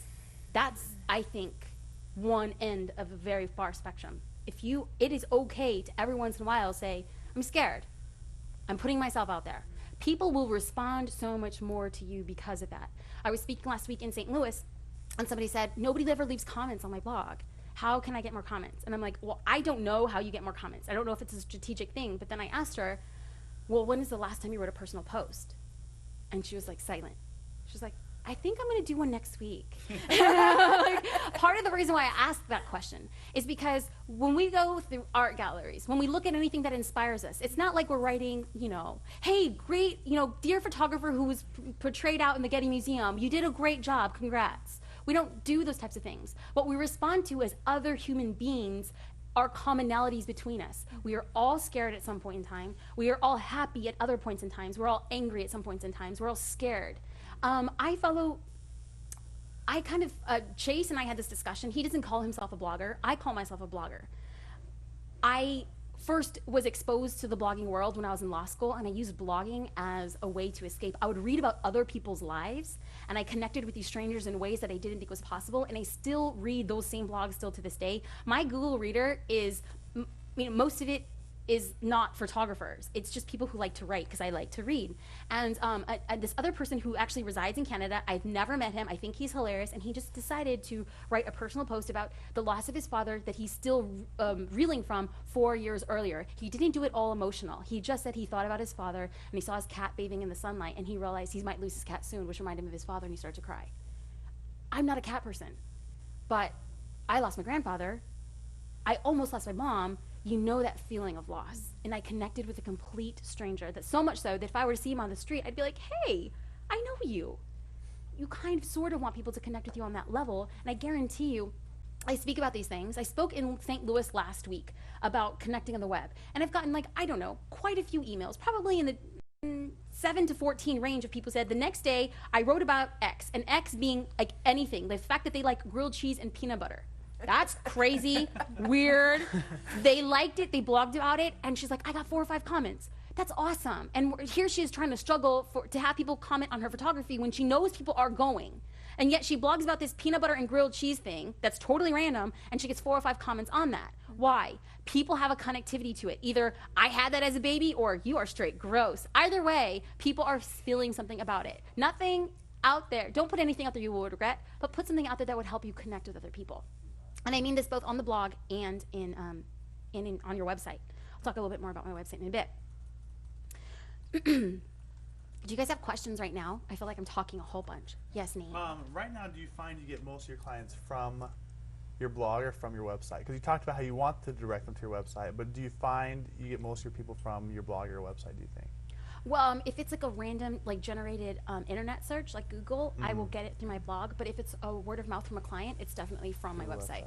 And so actually, I do feel that the clients I book in higher percentages are coming from past clients. I'm making my own words. Clients. That's so fancy. No, clients. They come from past clients. So, anytime a client is referring me, most often they're sending them to the website, which is what I want. And there's a higher percentage of booking because this other bride is talking directly about me. And she says, Jasmine is this, Jasmine is that, Jasmine is this, and then they go to her website. Most of the time they're saying go to my website. And that's where I feel like it's an easier thing. I book about 50% of my brides sight unseen, and that's coming directly from a word of mouth. I like booking my clients without having to meet them because the more it takes me about 45 minutes to get ready to go to the meeting, and then I'm 15 minutes from the studio where I meet my clients, and then I meet with the clients for about 45 minutes to an hour, and then it takes me 15 minutes to get home. That is, if I'm doing my math correctly, 2 hours and 15 minutes added to the cost of their wedding collection. Regardless if they book me or not, that's 2 hours and 15 minutes out of my schedule. I'm 2 hours and 15 minutes less profitable on the bottom dollar for their event. If I can book the wedding having sight unseen, I'm 2 hours and 15 minutes more profitable on that. I'm running a business as much as I am trying to be creative. And I feel like specifically with what we do in our niche of photography, you need to make money. And a lot of times people are just, what do you want? Yes, yes, yes. And it's just like at the end of the day, you're paying them to shoot the wedding. And we need to stay away from that. Did that answer the question? Yeah, for sure. That was like a really roundabout answer. Victoria. I just started a blog, like maybe a month ago. Congratulations. And I did it because I read your blog a lot, and I think your blog is awesome. And I'm like, okay, she's convinced me I have to start a blog. I have like, maybe 2 or 3 followers. I don't know how many people actually read it, like my mom and Stefan and some of my friends. But how do you, like, if you bring yourself back to the 12 bridesmaids, like how did you get them and all their friends and stuff interested enough in your blog to follow you and start commenting? And I don't have a concrete answer for that because I can only talk about what I did. And what I did was I just talked about my life. Like, that was it. I gave enough people reasons to feel like they were my friends. Like, yesterday's blog post for this particular week, I talked about going to St. Louis. But I didn't just say, I went to St. Louis to speak to a bunch of great people. I'll let the pictures do the talking. I talked about the experience leading up to us actually doing what I wanted to do in St. Louis, which was so stupid. I had to see the St. Louis Arch. I'm like, oh my God. I never cared about the Arch, but the minute I went to St. Louis and I saw it on the Singular commercial, I was like, I have to see the Arch. Like, I don't care. And JD is just like, you're not a touristy person. I'm not. Like, I'm not going to go see the Space Needle. Like, I mean, God bless it for all that it is, but I'm just not going to do it. It's not what I am. But God, this Arch, I got it in me, and I'm like, we have to go see the Arch. And JD's like, it's going to cost us this, and it's going to be this time, blah, blah, blah. I was like, no, I have to see the Arch. That was the story leading up into the blog post. What I just did was I personalized something that could be okay, here's another thing. I'm going to keep it real. I just say stuff, and then sometimes I'm just like, I wish I hadn't said it, but whatever. I'll say it what it is. Sometimes if I read other blogs and there's other photographers who spoke at an event, and it sometimes kind of seems self-congratulatory. Is that a word? That is a lot of syllables. So. Yeah. Wow, I'm really smart. Self-congratulatory. So it sounds like I did this, I did that, me. It sounds like they're warming up for a choir practice, right? I, me. It's like, oh my gosh. I would hate to be that kind of person. So how can I not be that person and allow people to connect with me on a way that most photographers might not be able to? Most photographers might not be able to speak at the St. Louis Shot Party. Primarily because this was the very first one, but we won't say anything. How can I make it seem so that people can still identify with the story? I'm not talking about, look what I did. It's, hey, I had this crazy urge to go see the Arch, and I happened to be there and spoke to a group of photographers. Any way that you could personalize something that's business-related, I think is always beneficial. And I totally mean this on the website, too. We're going to talk about my website in a bit. Personalize. That is a huge part, specifically. And I had a conversation with Chase about this yesterday. He said, is this applicable in all genres of photography? And I don't know. I don't know if it would work as well with commercial photography, because at the end of the day, they're just like, listen, it's cool that you have a dog, but we want, for its bottom dollar, can you do the job? For me, I have 25 clients. I need to make sure that we are connected on a very personal level. Brides are booking out of emotion. We know this. Brides make all kinds of excuses to fudge with their budget to ensure that they have what they need. How can we do that and not make it seem so businessy and make it seem like, hey, I'm here because I care about you? And you only do that by personalication. Yes, personalication. Personalication. That's a good word. Okay, let's talk a little bit about social media and branding. Are you guys cool? We take a break in a little bit after this section. Okay, I have a break scheduled at 2, but I just don't know if we're actually going to make it there. I just have one question Yes. for you, Jazz. So you talked about, if you're professional and personalizing. I'm on the other end of the spectrum where I'm just starting in photography, right? And so I've been writing a blog that's very personal for a while, and I'm kind of struggling as to how do I bring it to being professional and starting to get the photo business in it and get my clients to see me as a professional and still keep that personal side that I already have. You need to start posting professional things. Yeah. So out here, while you're in Seattle, those posts should be all professionally driven. Yes, they Okay. should have a personal aspect to it, Yeah. but the fact that, out of all the people who made videos and contributed their videos, Yeah. you were picked. That's a big thing. I think it shows like a promising thing about who you are professionally. You're going to want to post pictures after Laura and Billy's wedding. Post them as a professional aspect of who you are. Yeah. When you go back to Copenhagen, set up a shoot. A lot of times people struggle with having portfolio work. Set up a shoot. It costs a little bit of money, but you're going to be able to showcase you in a professional manner. Go to photographer meetings that are free. Bring a point and shoot camera. Take a picture of yourself and somebody at the meeting. You're being professional at this professional meeting. I did that. Yeah. It shows people that you are being professional and yet very personal. That's, I think, how you kind of create a hybrid. And I think that people want to know that there's R&D in your small company, research and development. They want to know that you're reinvesting in your business and not just buying another lens. Because to them, they're just like, one lens does it all, right? And it's like, but for them, if they see you going and reinvesting in your like education, they see that as like an advantageous for their investment. Okay. Jasmine, can I ask a question? Yes. So a lot of people have questions about prior to the first wedding photo shoot that you did, where you charged $1,500. Yes. The time between when you decided you wanted to do it and you got that photo shoot. Are you going to get into that later and talk about? No, that's actually a really good question to answer now. So Okay. I first picked up a camera in January. I got on to OSP Photography Forum, and I was super scared. Anytime you get onto like some type of online media thing, it's like you don't want to come out and say, I don't know what I'm doing and I'm super scared. This particular forum coddles people like me. Everybody was warm and fuzzy. There was no snarky people on this forum, and I would comment on other people's photos, and occasionally I would post a photo of my own for criticism and feedback. And so what happens is you create this friendship, this online community of friends, as crazy as it sounds. And if you've been on a forum, you'll know exactly what I'm talking about. And if you haven't been on a forum, you're going to think I'm straight tripping. Either way, get on the forum and know what I'm talking about. So you kind of create these like cyber friends. And then in May of 2006, a photographer put up a posting, and he said he needed a second photographer. And he had seen me on the forum contributing. He felt like he knew me. Why? I was contributing on the forum. And my dad's a pastor, and my dad spoke at his church. And he's like, you seem okay. Out of all the people, because of course everybody wants a second shoot. So he puts up a posting and says, I need a second shooter. And so many people were like, I can second shoot, I can second shoot, I can second shoot. And I put up my, hey, I can second shoot. And because I had contributed in the forum before, and because he had some prior experience, by luck, of knowing my father, which is how the world works, it's just crazy little connections, he invited me to come along with him. So I second shot my very first wedding in May of 2006. That was my very first portfolio piece. He didn't pay me. It was fine. I got to put the pictures on my blog. It was what it was. And then when other people would ask on the forum, hey, how did Jasmine do? Like in those little private messages that nobody else sees, I hope. Hey, how did Jasmine do? And I guess he said that I was okay. And so then that opened the door, his vouch for me as a person. Clearly, I honest to God don't think he was vouching for me as a photographer. The pictures were okay. They were okay. I did a solid job. They weren't breathtaking. They weren't awesome. They were just okay. And as a second shooter, I always, as the grout to the tile.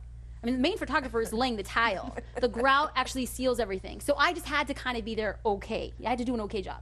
And so he vouched for me to other photographers on the forum. And then along came, I'm actually going to talk about that too. So I'm going to talk about second shooting and stuff in a bit. But I second shot my very first wedding in May, and I first shot my first wedding in October. So that's the professional spectrum that I had before going out on my own. And then going out on my own, after going out on my own, I didn't really second shoot because I booked so many weddings the next year that I was booked. So. And how many second shooting gigs did you do before you did that first wedding? I don't have a concrete number, but I'm guessing it's in the ballpark of around 12. Awesome. So, yeah. But we'll get into that too. Okay. Cool. So social media and online branding. So, okay, this is the part where people are going to be like, oh, Jasmine. Like, if you're watching Creative Live, I'm functioning the assumption that you are pretty tech savvy and you like social media. So I might brush over this depending on what you guys are giving me, depending on like what the internet hollers at me. Let's talk a little bit more about this. So I want to talk about social media for your brand. And this is different in that just because you have Facebook, or just because you're on Facebook, wow, I sound like I'm 80. Just because you have that Facebook thing, just because you're on Facebook and just because you're on Twitter doesn't necessarily mean that you're using it to define your brand, which is okay, which is totally fine. Everyone does it their own way. I just got on the Twitter boat like maybe a year ago. Like there have been people that have been doing this forever. I didn't see the advantages of Twitter because I was just like, listen, nobody cares that I'm going to the grocery store. I don't care that you're going to the grocery store. I don't need to know that. I didn't really see the advantages until until I signed up for it and I started following other people. I started saying like, okay. And I started thinking, how can I use this to push my brand forward? If I'm going to be online, I want to make it useful. And so I try to use social media as a division of my brand. Small, an extension of me in like small feeds. And so I try not to use social media so much as conversations, which I know people do, and that's totally fine. But for me, in the way that I defined it, just because I'm not that interested to have conversations, is going to be as a division of my brand. I tweet about 4 times a day. I talk about what I've used it for, too, is not everybody subscribes to the blog. What you can use your Twitter feed for as an RSS of forms. Like you tweet out like, hey, I just blogged or whatever like this. I think that Twitter has been so advantageous in exposing people to who I am. Some people don't read my blog. That's fine. But they know about me through Twitter a little bit. Some people don't know me on Twitter, but they might follow me on Facebook. And I try to use Facebook as a division of the brand too. Anything that I'm dealing with social media, I'm trying to remember that it's a division of Jasmine Star's brand. So, if I'm in a bad mood, get off Twitter. Like, negativity on Twitter is a total downer. I feel like, I don't know if photographers feel like they're in a bubble and clients don't follow them on Twitter or don't follow them on Facebook, but, like, they do. So, like, if you're just like, I can't believe this client just got me this album 3 years after her wedding date. And I'm like, if I was that client and I was following you, I might know that. I might know that you're kind of bashing me. Crazy little social media story. I'm shooting a wedding. Okay, so I shot a wedding for, we'll call, oh yeah, I can't use her name. Okay, we'll call her Jane. I shoot Jane's wedding in 2007, and Jane's sister gets married in 2008. So lucky for me, I booked that 2008 wedding, and I'm so excited. And because I've already engaged with her family and their circle of friends, we all connected on Facebook. We're all joking. We're all the same age. I like them. I love them. I was super happy to have the wedding. So I go back. Are we cool? Are we cool? Okay. Okay, anyway. Are we cool? Yeah. Okay, I'm sorry. I'm sorry. No, I'm sorry. I wasn't sure. Like, you're just like, get this girl a breath mint. Okay, so I shoot her sister's wedding, and I go back, and I'm like, hey, girls, how's it going? And so we're small talk. How's it going? Blah, blah, blah. And she said, one of the bridesmaids said, oh, I saw Jane's wedding album. She's like, it was really pretty, great job. I'm like, thank you so much. She's like, yeah, can you tell my photographer to stop playing around on Facebook and get my album done? Because I'm friends with her wedding photographer. Ooh. I was like, oh, my camera battery just died, excuse me. I was like walking out. Your clients follow you. They know what they're doing. If you're not posting their images and you're just like, oh, I'm at the pool today, and you're running late with their images, people is going to catch up with you. Make sure you watch your P's and Q's. It's a division of your brand. Be careful with it. I know. I'll be real for a sec. I put out a tweet. I don't know, like 2 weeks ago. I'm like, how many tweets is too many tweets in a day? And like the first responses were, if you have to ask that question, maybe you tweet too much. And I was like, so I deleted the tweet. I was like, I don't want him to be answered anymore. I've kind of chosen, I don't know, like some people might drive people nuts. I tweet like 3 or 4 times a day. JD thinks it's crazy. He likes to tweet like once every other day. He's like, well, whatever. Some people think that's too much, but I try to keep it, again, as a division of the brand. Because I blog every day and I use Twitter as a subset of like an RSS, I don't want the feed only to ever be an RSS. How boring. No one's going to subscribe to this idea that I'm only out there for you to go to the blog or you to go to my new website or whatever the case may be. I personalize. I talk about JD, I talk about my dog, I talk about the strange things that happen. Like last night, I was talking to my mom, and my mom is staying house sitting right now at my house so she can be with Polo, my dog. And she remarks, "Oh, Jasmine, your house is so clean." And I'm like, "Oh, I didn't tell her I got it professionally cleaned because I know her and my dad are going to stay at the house." And so I update that on Twitter. Like, it's small things like that probably nobody cares about, and that's fine. They can go over. But again, small divisions of who you are and the small things in your life allows people to connect. Social media for your clients. What I try to use social media for is a way for them to connect. This is like a big thing. I want to make sure that I'm giving my clients every reason for them to be a part of the conversation, where I don't believe that we as photographers live in a bubble with social media, like only photographers follow photographers. No, a lot of other people who don't, I follow other people who are like moms that are just really funny.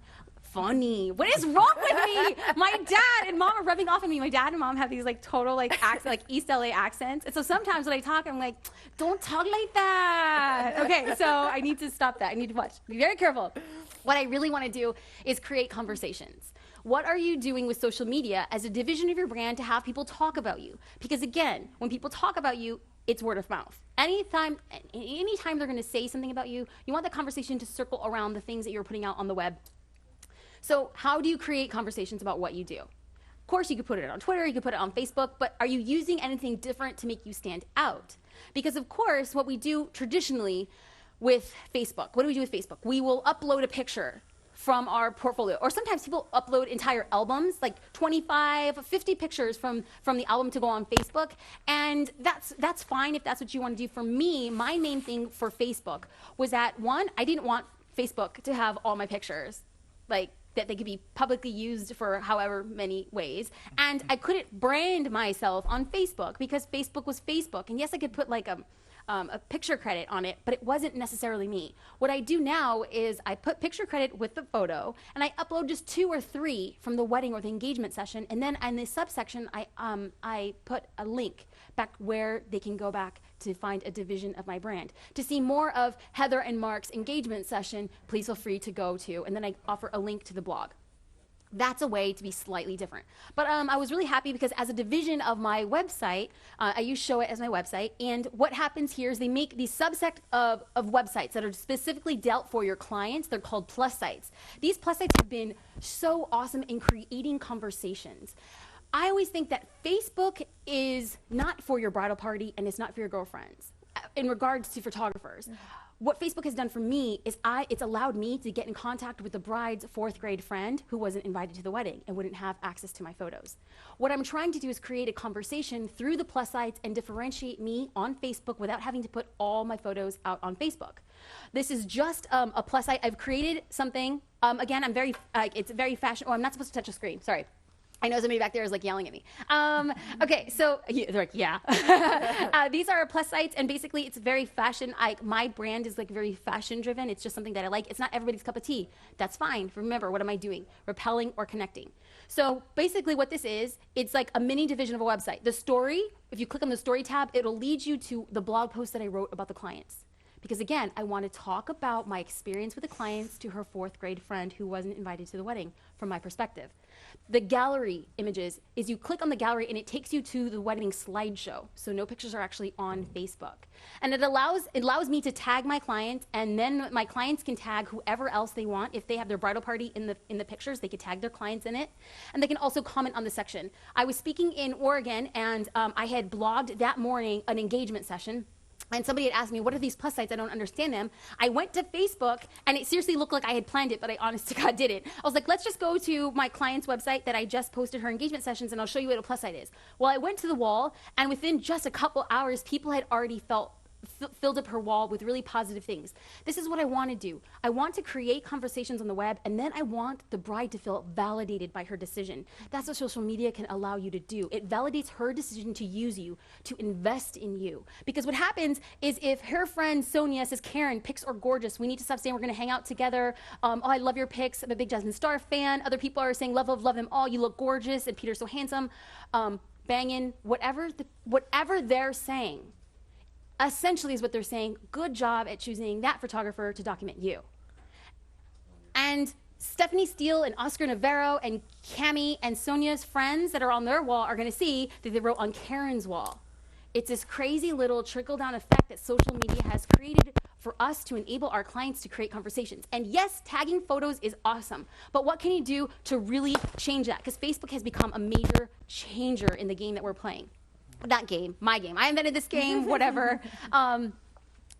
So what happens then too is her friends say, great job, good job. Her friends have notified her, and then their friends have been notified that they're talking to Karen. What Karen does is she hyperlinks me to Jasmine Star is a rock star. Seriously, brides-to-be, if you haven't picked your wedding photographer and want an incredibly talented and super fun one, she's your girl. I want that word of mouth referral to come to me. When she says that, that is a stamp of gold.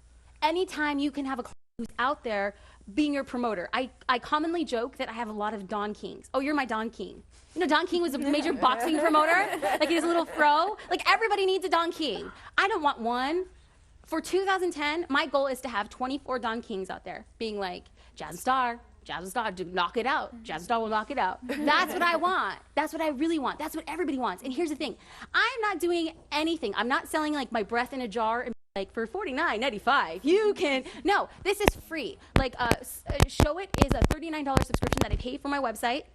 Actually, it was my wedding photographer, so I don't pay for my website. I told him, you've been my wedding photographer, you can hook me up. And actually, he totally did. He's really nice.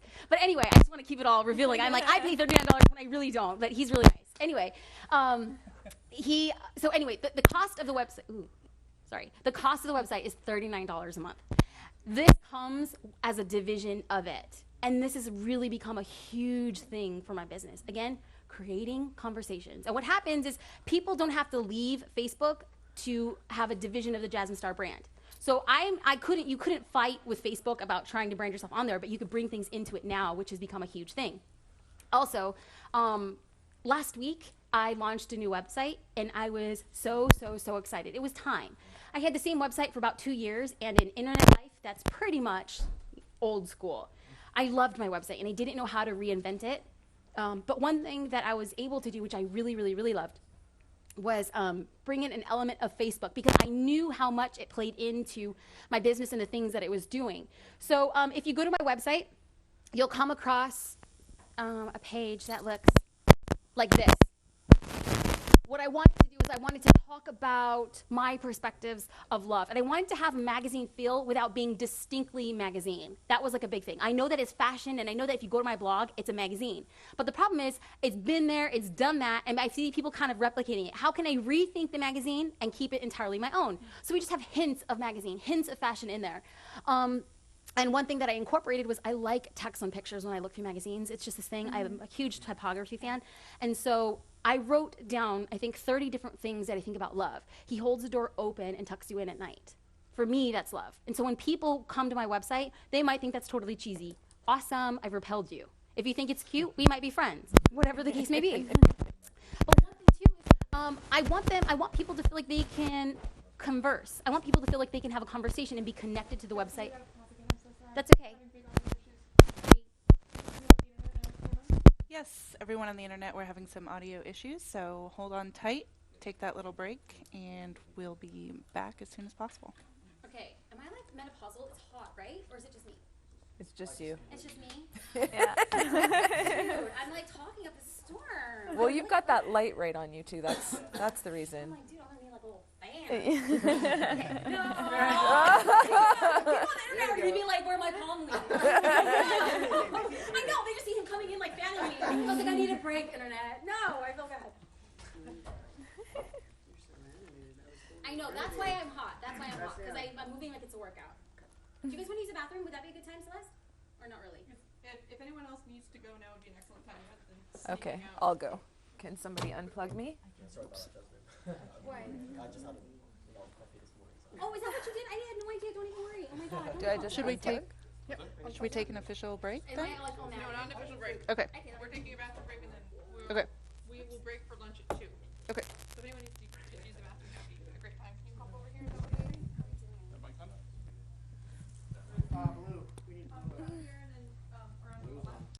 So, folks, we are going to take a short little break here for a minute, probably about maybe 5 minutes. We're going to work on some audio issues and just kind of give everyone in the Seattle audience a chance to kind of stretch. And I've been in the hall watching this on the feed and watching in the chat room, and this is just going gangbusters. This is really cool. Gangbusters. Yeah, gangbusters. Big. I don't know. Fun. It's good. All right, cool. Are you okay? You get the mic off? Good. Yeah, I know, right? I'm telling you. We're putting it all out there.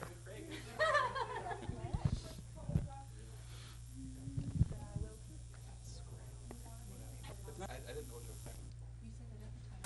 Well, but it's true. I mean, you compare. I mean, David Duchamp was a lot of fun.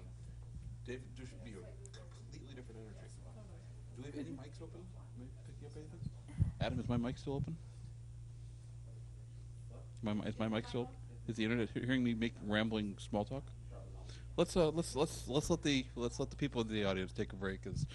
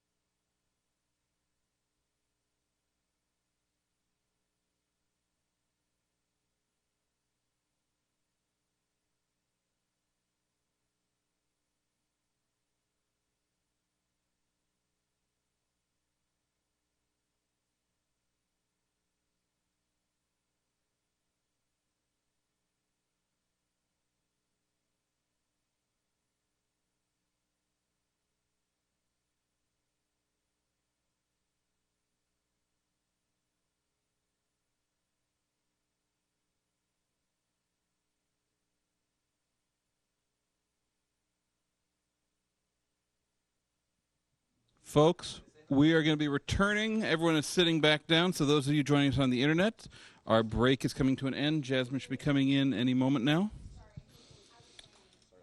And we've got the Ask Jasmine hashtag up. Okay, the mic was on when I was talking about menopause.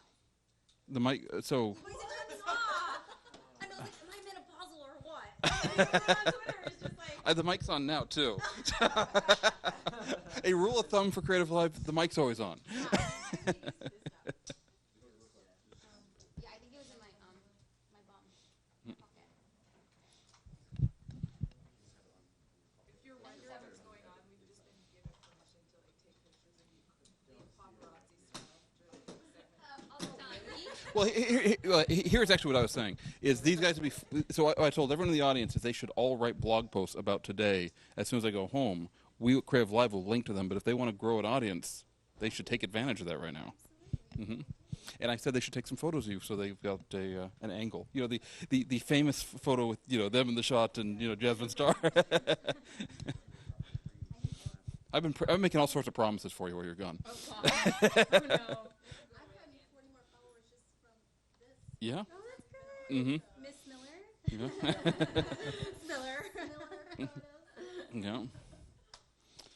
All right, and then as we're kind of getting ready, I threw up the Ask Jasmine, but I did want to show you one tweet in particular that stood out for me today. Okay. Sit down, I'll show it to you. Are we live everywhere? Is everyone enjoying this online? Oh, yeah. Okay, so we'll wait for Adam to move. Well, it's my birthday. All right, so this is the one that stood out for me. Someone was keeping quotes. All right. Want to know a crazy thing? I went to Zach's workshop my first year of business, and that guy like revolutionized the way that I saw things, and in a different way though. Total side note. And are we on air? Oh yeah, we're always on air. Oh, we're always on air. Well, I mean, sometimes we cut the audio, but we're okay.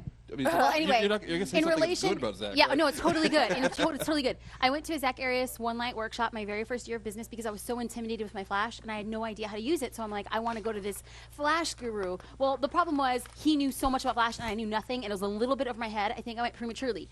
I will say though, I walked away with the most powerful piece of business knowledge or whatever you can call it. And he told a story, and I'm probably going to kill it. So Zach, please forgive me. But he told a story of a photographer. Tell to number one. Okay, number one. Okay. So Zach told me this, not me. He told the class. I went to his One Light workshop, and he told the class about this story of this photographer who really wanted to shoot the World Series. Now, this photographer was really good, and he believed in his ability to shoot the World Series, but nobody would hire him for larger gigs. So he finally landed a gig in like Podunk, USA, and they have him shooting T-ball games. Well, he's so frustrated because he clearly knows of his ability to succeed, but he's shooting T-ball games. And he was shooting the T-ball games like he was shooting a T-ball game. It didn't hit him until one day when he realized, if I shoot this T-ball game like I'm shooting the World Series, I will eventually shoot the World Series. Lo and behold, a few years later, he shoots the World Series and garnishes tons of awards for his work. That story, which has nothing to do with Flash or the One Light workshop, revolutionized my life because I was shooting the proverbial T-ball wedding. I was shooting the T-ball wedding like it was a T-ball wedding. I was shooting in church basements where they had like streamers hanging from the basketball court, and I was shooting it like it was a streamer-filled basketball court wedding. The minute I changed my perspective and shot these weddings like I was shooting it for Grace Ormond or Martha Stewart weddings was when I started really moving towards what I wanted to do. And ideally, I'm not even exaggerating, not even making this up. The next wedding that I shot after going to Zach's workshop, I shot in this church, and my daddy's a pastor. I've said this before, and I shouldn't say things about God's house, but this church was just ugly. The church mice were scared to go into this church. And so I was just like, this is where we have to shoot this wedding. And I was so scared because the church lady comes up to me and she says, there's no flash photography. And I'm just like, you're silhouetted. It's so dark in here, I can't see you. How can I not use flash in this church? And she says, those are just the rules. So I have a minor panic attack, and then I just have to think, okay, this situation is going to be really, really bad. So I tell JD to stand in the hallway where he has like awful lighting, but still lighting. And then I run up on the stage and I hide behind planters at the church. And I shot the entire wedding from behind because they were up on a stage and the entire ceremony was pitch black, but they had pin lighting on the bride and groom. And I couldn't shoot up on them because the stage was literally like 6 feet off the ground and then they were sitting on top of it. So it was like I was shooting a 12-foot person. I'm talking so fast I can't even breathe. Okay, so I'm hiding behind the planters and I'm shooting the bride and groom. And then we go across the street to their church gym where they have streamers and they have a Korean-style potluck. And I set up this computer and I do a same-day wedding slideshow edit. And as people are standing around the computer with their paper plates and their kimchi, I booked 5 weddings from that singular church shoot that I thought would be awful. What happened was the girls who were watching this felt that if Jasmine can make that church look like what we're seeing, imagine what she could do with our church.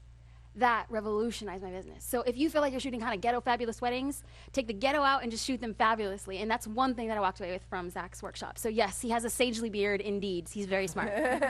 So yes. Okay, that's a little bit of a tangent. That was great. Thanks. All right. Well, Craig's just a fan. You think everything I do is great when it's really not. Oh, thanks, Craig. All right, so let's get back to your presentation. Okay. So let's see. I think we need to back up. Where were we when we left? I'm going to depend on you the whole time. Okay, cool. Thank you. I was really just testing you. Putting on the spot. Okay, actually 2. Total side note again, because I'm so random. In law school, they employ something called the Socratic method, based after Socrates. And what Socrates firmly believed, that if you had to verbalize your argument, it would further either make you more convinced of your argument, or you would really realize that you were wrong. So you have to actually fight for what you're doing, fight for the argument and be put on the spot. It was the worst experience in law school ever, because you'd be sitting there reading a case study and then the professor out of, 40 students in the class would call on you. And he would be like, Jasmine, what is your thought on, and I'm just like, and then they ask you to, to really argue your point. Argue why, and they won't let up until they believe that you either figured it out, or because you have to cut the fluff, right? They're like, do you know what you're talking about or do you not?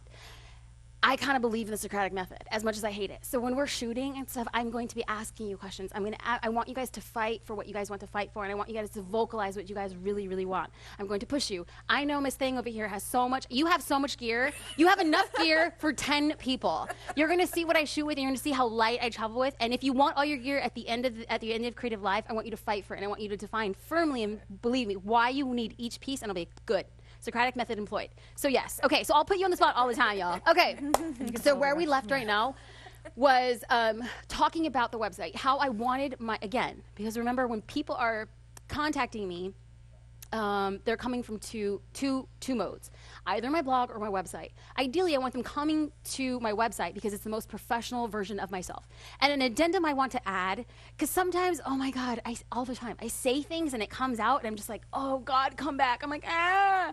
Okay, I said that I don't pay for my website, and that is true. But the reason why I don't pay for the website was I was the very first site to ever be created. So I was the guinea pig. We went through a ton of headaches. We made a lot of mistakes. So as a very gracious gift, I was given a free website. So it's not like I'm diva and I get free stuff. We worked really hard, and it was a thank you gift. So that's the clarification. So here, what I want to do is I want people to feel like they know me, that they can connect with me. But I don't want it to be a static experience. I wanted to see how I would be able to create social media. And one really good thing about Showit is they're as much marketers as they are a website hosting solution, or a website solution. So here, this brand new feature came out, and I'm one of the first people to use it. It's not available until September, but when I heard it was coming out, I was like, you guys have to, please let me do it, please. And they're like, we're not so. I'm like, I don't care. I want it. So what happens is you can embed a little tiny Facebook button, and what happens is that people can log in, and they can, if they're logged into Facebook, they can leave comments on your website. And those comments stay with the website for as long as the website is going. And people can at the time that I took the screen capture, there was 1,035 people who liked the website. That stuff stays on Facebook. That stuff creates conversations. It goes back to not only doing Facebook, but using Facebook to further define you.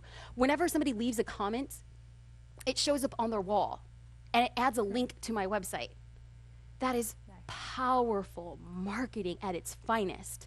It's not just a website, it's a mode for me to market myself in a different way. And I was going to do more screen captures, but Craig had this idea of maybe going to the web. So I'm going to try it. I don't know how good the internet is, but I want to just bring out a couple. This is like 2 minutes.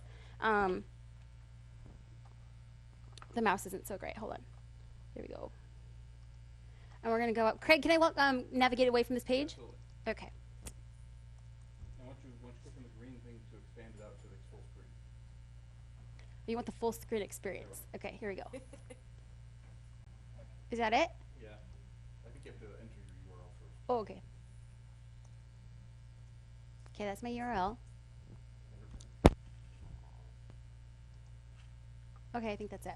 So this is what, I don't know if we have audio, but what people will see when they first come, they'll come here. And again, it starts off with a video of me, not because I think I'm cool or I'm fancy. I want to break down any type of preconceived notion. I'm talking to the camera directly. I'm putting videos, music, people having fun. That's a word that I want to associate with my brand. As you navigate away from the website, which is what I showed you guys, there are video snippets in between each section. Why? I want people to see me shooting. I don't want this to be an idea of what they see. I want them to visually see who the person is behind the lens. Why? I want people to know who I am.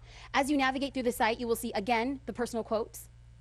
And yes, the first few sections are business related, but the rest, all of these sections down here, are me. Some people might think you like yourself too much. That's completely the opposite.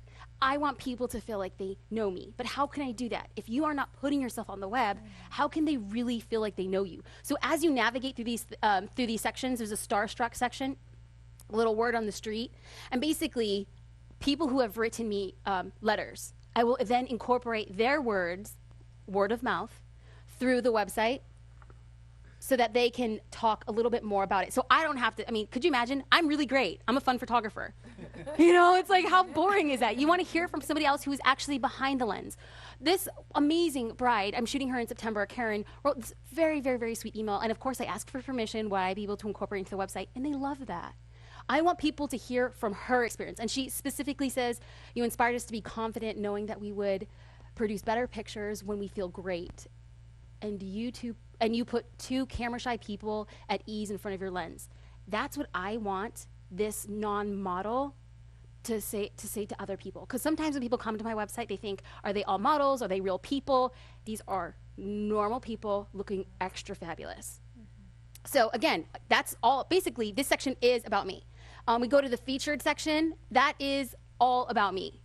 Again, not because I think I'm awesome, but just because of where I've been featured. The about section. This is like a big part. It's written in first person. There's a big picture of who I am because I want people to know what my face looks like. Even real estate agents, they have their picture on those little tiny door things that you get on your door advertisements, not because they think they're particularly cute, but because people, when they see somebody, they feel instantly whether or not they could trust that person. How many of us shy away from putting a bio picture on the website? Shame on you. Say, hire me, trust me, but I won't show you what I look like. You know, like it's just so strange. Also, what I have in the about section is a huge component to who I am, which rubs people the wrong way, but I don't care. Remember, I want to repel or I want to connect. I openly talk about my faith because I know that I wouldn't be where I am today if it wasn't for God. Now, I get it. Some people think that's your cup of tea. That's awesome. But listen, when I walked into my dentist and saw little Buddha with oranges and incense, I didn't walk out of her office thinking, you like Buddha, you can't clean my teeth. Those are two entirely separate things. If you think that I can't shoot your wedding because I like God, perfect.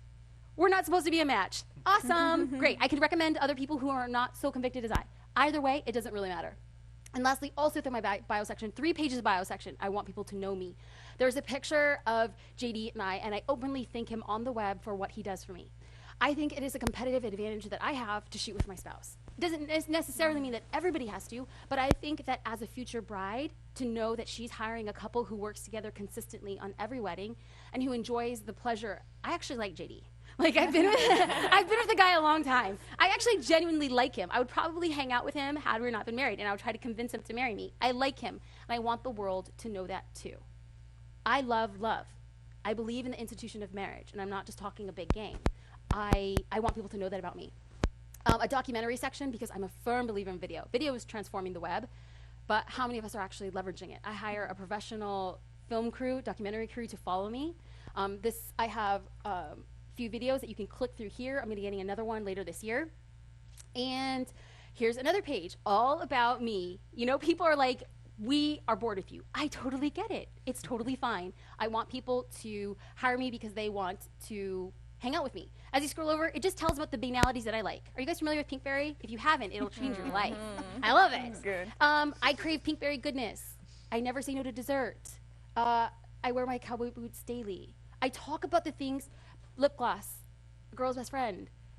This has nothing to do with who I am as a photographer, but has everything to do with who I am as a person. If you don't think lip gloss is the girl's best friend, awesome. That's great. I might not be your photographer, or I might. It doesn't matter. I'm giving you enough reason to conjure a distinct feeling about whether or not you like me. Go through the collections page, and you'll notice again, what's that? A picture of me. Oh, whoa. You'll go through the contact page. Hold on, wait for it. Is there a picture of me, right? I want people to feel like they know me, a very professional version of me. And I think that that's the power that a website can do if you could really do that. How do you stick out on the web? By being you, showing people exactly who you are in the most professional version possible. Okay, so now we're going to go back to our presentation. So this is where we left off. And one cool thing was I spoke again to David J. We explained how great everything was. So if you go to getshowit.com/creativelive, you will get 1 month free. I understand that this might not be everybody's cup of tea. I get it. Not everybody. What basically Showit is, and I actually noticed on Twitter that people were asking what a plus site is. A plus site is a subdivision of your main website that you can create free as using Showit. So you'll get 1 month free to figure out if you like it. You have to go to this link and download it within 48 hours. That's the only caveat, but that's it. Again, if you like it, awesome. If you don't like it and it's not for you, equally as awesome, but make sure that whatever website solution you're using, you're able to, one, showcase who you are using social media, showcase who you are in the most unique way possible. I've seen so many people use template websites, and I'm sorry, like, I'm not going to look at anybody out on the internet because you guys will feel like I'm talking just to you. But template websites are a disservice to who we are as artists. I will just say that. I'm going to be quite honest. Tommy Hilfiger and Armani and Diane von Furstenberg and Zach Posen do not all have the same website with their collections rotating out of it. We want to sit here and say, we're artists, we're so unique, but we'll use the same thing everybody else uses, but see how different I am by my pictures. It's not fair to who you are. It's not fair to your capability of success and a point of distinction. How can you be unique on the web? Create something that's entirely your own. I'm sorry if I rub people the wrong way. I just feel so strongly about that. So we're going to talk a little bit more about what is in my bag. This is going to be one thing, too. I have all of this information out on my blog. I'm a firm believer in like dissemination of knowledge, another big word. Pronounced it right, thank God. I was like, dissemination of knowledge. So we're just going to talk about what's in my bag and primarily talk about what I take with me at different points of the day. JD and I are lucky enough to shoot destination weddings quite often, and we've learned that traveling light is the best way to go. And we want to be as inconspicuous as possible. We don't want to get stopped by customs when we go shoot internationally. And we want to be able to pick up everything and carry it with us on the plane. When we shoot a destination wedding, we don't check any bags, just how we roll. And like my daddy is a Marine, so we learned as children to pack like one bag. So that's just how you roll. So I take a carry-on, and I take the purse that you guys saw me with. I stick my computer in my purse. I stick my makeup bag and a toiletry bag in my purse. In my carry-on, I take my bag of clothes. JD carries our backpack, which I'll show you right now. And in a carry-on, he takes his suit, a change of clothes, and our shoot sacks. And that's what I'll show you guys how we travel. Everything has to be on me because, God forbid, one bag gets rerouted and my entire day is thrown off. They hire me to be professional, and I will treat everything professionally. And worst case scenario, like you get to a place and you need a jacket. Buy a jacket. It's better than losing your bag. You know, like totally, that's definitely the case in how we travel. So Lawrence, I think, has my bag. Thank you very much. And I think we also have another bag back there. Okay, so this is what we travel with. Awesome. So this right here is a bag that I shoot with when I shoot engagement sessions. This is all that I take when I take an engagement session. Everything, I don't know how it's filled up right now, but I'll go through and I'll show exactly how I shoot. But on an engagement session, I don't even bother taking my purse. I stick my wallet back here. I stick my phone and my keys. I keep 2 lenses in here and 1 on my camera. I only take 3 lenses with me on engagement session. I know what I need, and I don't need anything extra. I take my phone and I keep a camera body in here, and then I keep an extra camera body in the car, just for in case purposes. But I'm going to show you what happens here. So on a wedding day, how we travel is in this big backpack. This is a backpack that I've been using from the beginning of my business. It's a Tenba backpack, and the zipper's broken, but I can't get rid of it. Like before we came on like Creative Live, JD's like, we should go buy a bag because this looks really ghetto. You can't be on the internet showing your bag. And then I was just like, you're right, you're so right. Well, he went to go buy a camera bag, and I just couldn't like oil things. It's ridiculous, but it still treats us so good, and it hasn't given us any problems. We never get stopped when we go through airports because it just looks like a black backpack. It looks like something you travel with. I don't want anything that clearly looks like a travel bag, because if I leave it down, somebody can snatch it up, and they literally can take my entire business on their back. So it's pretty nondescript. This right here, I brought, but I haven't used it in 3 years. But if people want to know what I use, and I'll show it. I have the PhotoFlex multi-disc. What it is, it's a reflector and it's a diffuser, 5-in-1. I have a gold side, I have a silver side, and then if you unzip it, it's white. If you turn it around, it's white as a white reflector, and it's also a diffuser. Should I do it now? Sure. Oh, okay. Yeah. Okay. You guys are in control. I think like I don't use reflectors, but I always feel like one day I'm gonna be in a pinch, I'm gonna need a reflector. But I haven't used it in 3 years, so maybe not. I don't know. Just be careful opening it. Okay, so here's the gold side. Here's the silver side. If you unzip it, like so, you have gold and silver, completely silver, and then the diffuser. I haven't used it in 3 years, but I take it with me to every wedding. I don't know why. I just get so nervous that one day I'll use it and then I'll feel like you're so not professional. So that's that. Okay. Sorry, how come you never use it? Because I use, when I'm assisting or second shooting and stuff, like we use a reflector a lot because you find a nice background, you just want to bounce some nice light back onto them and stuff. So how come? Because I'll talk a little bit more about that tomorrow, but for me, I don't try to find good locations. I try to find good light. Because with good light, you can make any location look amazing. And what I look for are natural reflectors, which is what I'll talk about tomorrow. So instead of saying, I'm going to use this reflector, and I'm going to cast a little bit of light right here, which looks cool, looks a little artificial for my liking, but whatever. He's illuminated just in the way that I want him to. But if I can do that naturally, by the use of a brick wall, by the use of a floor, by the use of like red clay dirt, that's what I'm going to use, because it gives like this totally natural effect without having to bring in. And I know it's totally, I'm going to say it, and I know I'm going to regret it. Oh, whatever. Ugh. Okay, I'll say it. I just feel so dorky. Like if I'm shooting at like the Montage or the St. Regis, it's like, hold on.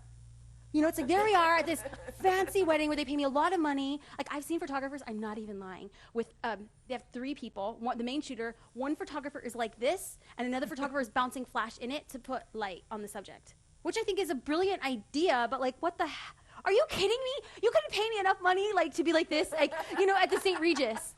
Pose. Like, it's like an angel. No, Victoria, no. That's gonna be on Facebook. I'm going to unfriend you. I'm not even lying. Okay, no, I'm just kidding. I don't care. I have ugly pictures. It doesn't matter. Personal preference. It's just not my thing. But I'm going to show you how I've compensated for it tomorrow when we're actually live shooting. But that's a really good question. People ask that all the time. So I'm going to start with the shoot sack. This is what I carry. I shoot with the 5D Mark II. JD has the 5D, and we have a 5D as backup. Always have a backup, no matter what. You totally need it. And if you can't afford a second camera, rent a second camera for the day when you're shooting, because they're paying you to be professional. And if you don't have backup gear, that is non-professional. So I have my lovely 5D Mark II. And what I carry in my bag, we'll talk about these because they're on top, but I don't like it. Here I am, a natural light photographer. I'm going to talk about off-camera lighting first. This right here is a Ready Light 20. It's a sun pack. It is like, I don't know, $25. this little sucker, I mean, look, I even lost the cap to it. It's so ghetto, but I won't throw it away. I'm blindly loyal to stuff. It's like, I think $25, $30. And this thing will totally help out in a pinch. And now I feel like I'm luckier to get locations and wedding rooms where brides are getting ready with more natural light. But in the beginning, I was working with a lot smaller budgets, and they would be getting ready at home, or they would be getting ready in like a country club with like really, really, really dark lighting, and they didn't know how to compensate for it. And there's something about like flash that, yes, you could shoot with flash, and yes, you can get the job done, but it loses a little bit of that beautifulness, that naturalness. And sometimes when you shoot with a light that's just pin, like somebody can hold it. I've actually had a bridesmaid hold this on a dress off to my right shoulder, just standing right behind me. Pin lights just like the bodice of the dress, and then a nice gradation of light down the bottom. Really, really, really pretty. That works super well. If during the reception there's centerpieces, and I'll be talking about this later, if there's centerpieces and things of that nature, and it's really, really, really dark and they won't bring up the house lights, JD will stand and pin light it, because some clients will pay for pin lighting. So the difference, okay, we're gonna talk about wedding details. When you walk into a reception room, there's up lighting, which is colored lighting around the room in dark spots to create depth of the room, which I absolutely love. If they have a large enough budget, they'll also pay for pin lighting. So up lighting goes around the corners in different colors to cast a nice warm glow to the room, blue, pinks, purples. And the pin lighting is this color, this temperature. So if they have pin lighting around the room, they'll light the centerpieces. But sometimes it's too hot on the table, on the centerpiece, so JD will hold another light to compensate, to add light to the table. That's really nice. We also have this video light, and we bought, I don't think this diffuser works well, but we bought it. I mean, it's like $20. JD, how much was the light? The camera light? This one? I believe those were about $75. Okay, so these were $75, and I bought them because I had to shoot details for like 35 tables for an indoor venue that was just detail shots. And I knew that I wasn't going to get pin lighting, so JD bought 2 of these, and he just stood at a distance with his arms out like this, and it cast really nice glow.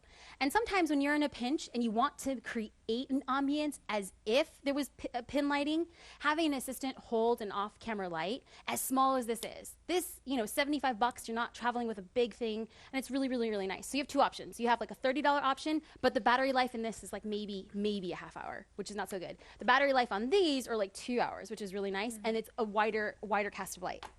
Okay, so this is cool. This is my setup. This is my setup when I go on an engagement session. So I just pulled out my camera, my 5D Mark II. Now we're gonna move on to the lenses. Okay, this is the 24 1.4. This is a really wide lens, and I won't use this too much. I use it more as environmental shots. I know there are photographers who like to shoot wide, and I think it's so beautiful. I just don't think I'm that good at it. In fact, if I want to get a wide shot, I'll shoot it with my 50 and I'll just back up a bit, which is kind of ridiculous, but it's kind of just what I prefer. On the 5D Mark II, it kind of just distorts the edges just a tiny bit, and it kind of gives like this larger than life effect, which works really well. You'll see tomorrow during the ceremony, I will bring this out and I'll stand at the very end and I'll kind of crouch down at like thigh level, and I'll tilt the camera up a little bit because it gives it like this godly effect. It's super, super, super wide. You can get the top of the ceiling. You can get the depth of how deep the room is. The subjects are nice and focused, and you tilt it up a little bit. It kind of has that rock star feel. Anytime that you will look at like rock star advertisements or promo pieces, the camera, and I learned this from Zach, is down here and tilted up. It gives them like this larger than life feel. Not good for shooting brides that way, but when you want to shoot detailed things like that, it's awesome. Sometimes at the beach too, to get a cool sunset shot, that's what I use. But I bring this out, I use this maybe 8% of when I shoot. The other half of how much I'm shooting are composed of these 2 lenses, the 50 1.2 and the 85 1.2. And you will have noticed that I only really ever shoot with fixed lenses. I feel like fixed lenses have defined my style distinctly. My number 1 go-to lens was the 24 to 70, 2.8. I used that little lens. I cranked that baby out as much as I could. It's a sweet spot lens. I call it, please forgive me, my lazy girl lens. You could put it on and go, root, root. You get wide, get tight. You don't have to move. But you also don't get depth. At a 2.8, man, it's pretty wide, but you don't get this like complete drop off. And for me, I didn't feel like that lens was sharp enough ever because of the variations between how tight and how wide you could shoot. When you shoot with the 50, how you zoom in is you walk close, and how you zoom out is you walk far. But for me, what has happened is it forces me to become fully engaged in what is going on. If there's laughter, I dart in, and if they want to have a quieter moment, I come back out. And the 85 it takes a little bit longer to focus, but look it's a beast of a lens. I mean, it's really heavy. It's probably like 3 or 4 pounds. And you don't get any creamier or buttery pictures than with this lens. This is the most perfect portrait lens. If you're a portrait photographer, get the 85. I shoot with the 85 1.2 and JD shoots with the 85 1.8. The price difference between the two is about $1,000. I would definitely invest in the 1.8 to see if you like it, or you can rent it first. But this lens is so beautiful. And part of what I alluded to earlier today is I'm going to show, hopefully tomorrow, how we can shoot 10 different poses in a 10 by 10 square. And part of that has to do with switching lenses. Literally, I can stand in the same position, they can be in the same light, and I could do nothing but simply change my lens, and I get an entirely different picture. Where I got something a little bit fashiony and attitudey with the 50, I could put on the 85, get it nice and close, and all of a sudden it becomes this deeply romantic picture. Simply by changing a lens. That's the variation. So on an engagement shoot, I'm using the 50, probably 50% of the time. I'm using the 85, like 90% of the time, and I might bring out the 24 just for like a few like wide shots. If I want to get really close and the couple's laughing, the 24 just really does a good thing for that. Also, during a reception, after the formal dances, after the first dance, after the father-daughter and the mother-son, I put the 85 away. I never need the 85 at a reception because it's too tight and it's really dark. I don't really need to get that close to subjects. The only lenses I will keep in my bag are these two. If somebody calls me off to the side, hey, can you get a picture of us? I swap out my 24, I put on my 50. I can stand at a distance and the flash will, illuminate them enough, and hopefully I can get enough ambient light around the room. 24 is what I shoot so much of the dancing pictures with.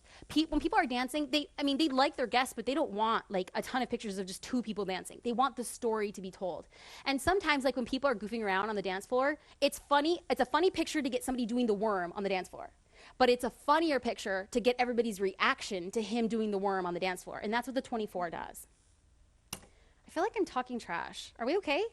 Everyone's just like, we're bored. You're doing great. Okay. So that's what I take, and this is what I start my day off with. You guys will see when I shoot the wedding. These 3 lenses are in my bag, and we're gonna dip into one lens extra that I take when I shoot the wedding. And that one lens is this little baby that I love. Well, I'll just put that out. That's my 100mm macro. This thing, I bring it out once a day. That once a day is for rings. And people are just like, is it worth it? Well, the 100mm IS came out. If you have the money for it, totally get it.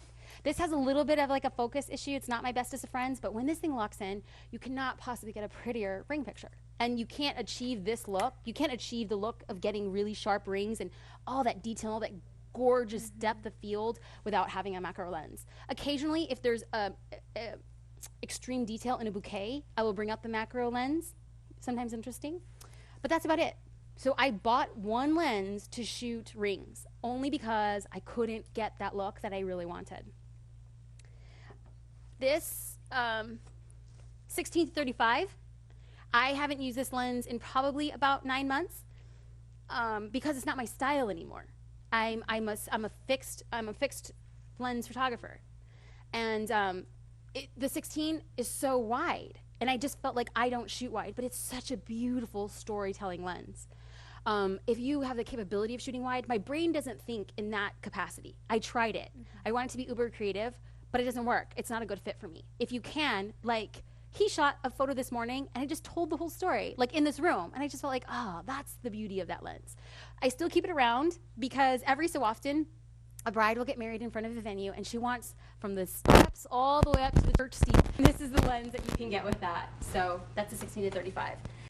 This is Granddaddy ceremony lens. This is what I will shoot.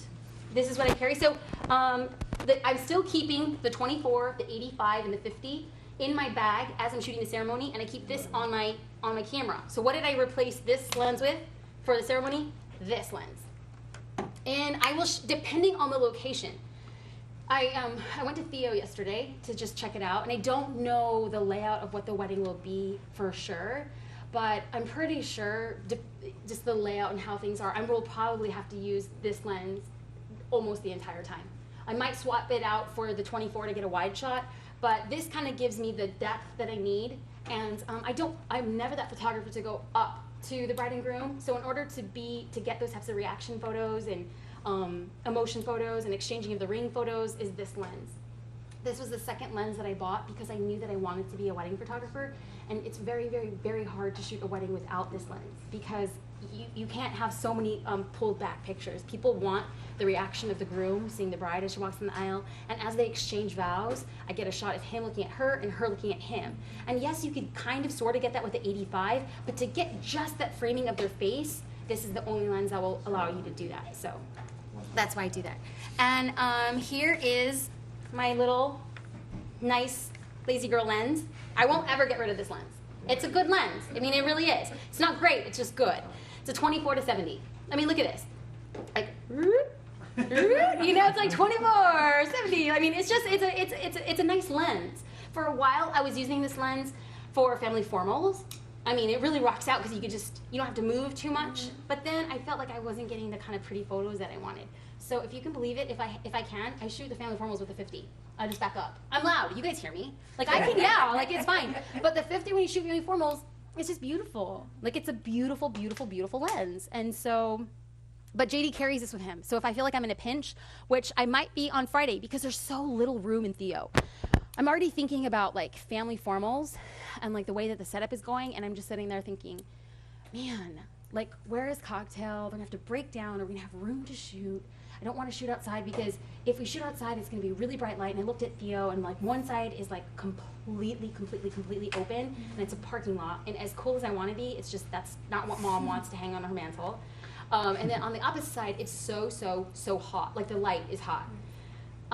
There's scheduled rain for Friday. So it could be good because we're getting completely overcast skies, which is awesome. Like, some people don't like shooting with it. I love it. Oh, I will shoot overcast skies every day and twice on Sunday. I will. I love it. I love that light. If that's the case, we could put the family anywhere.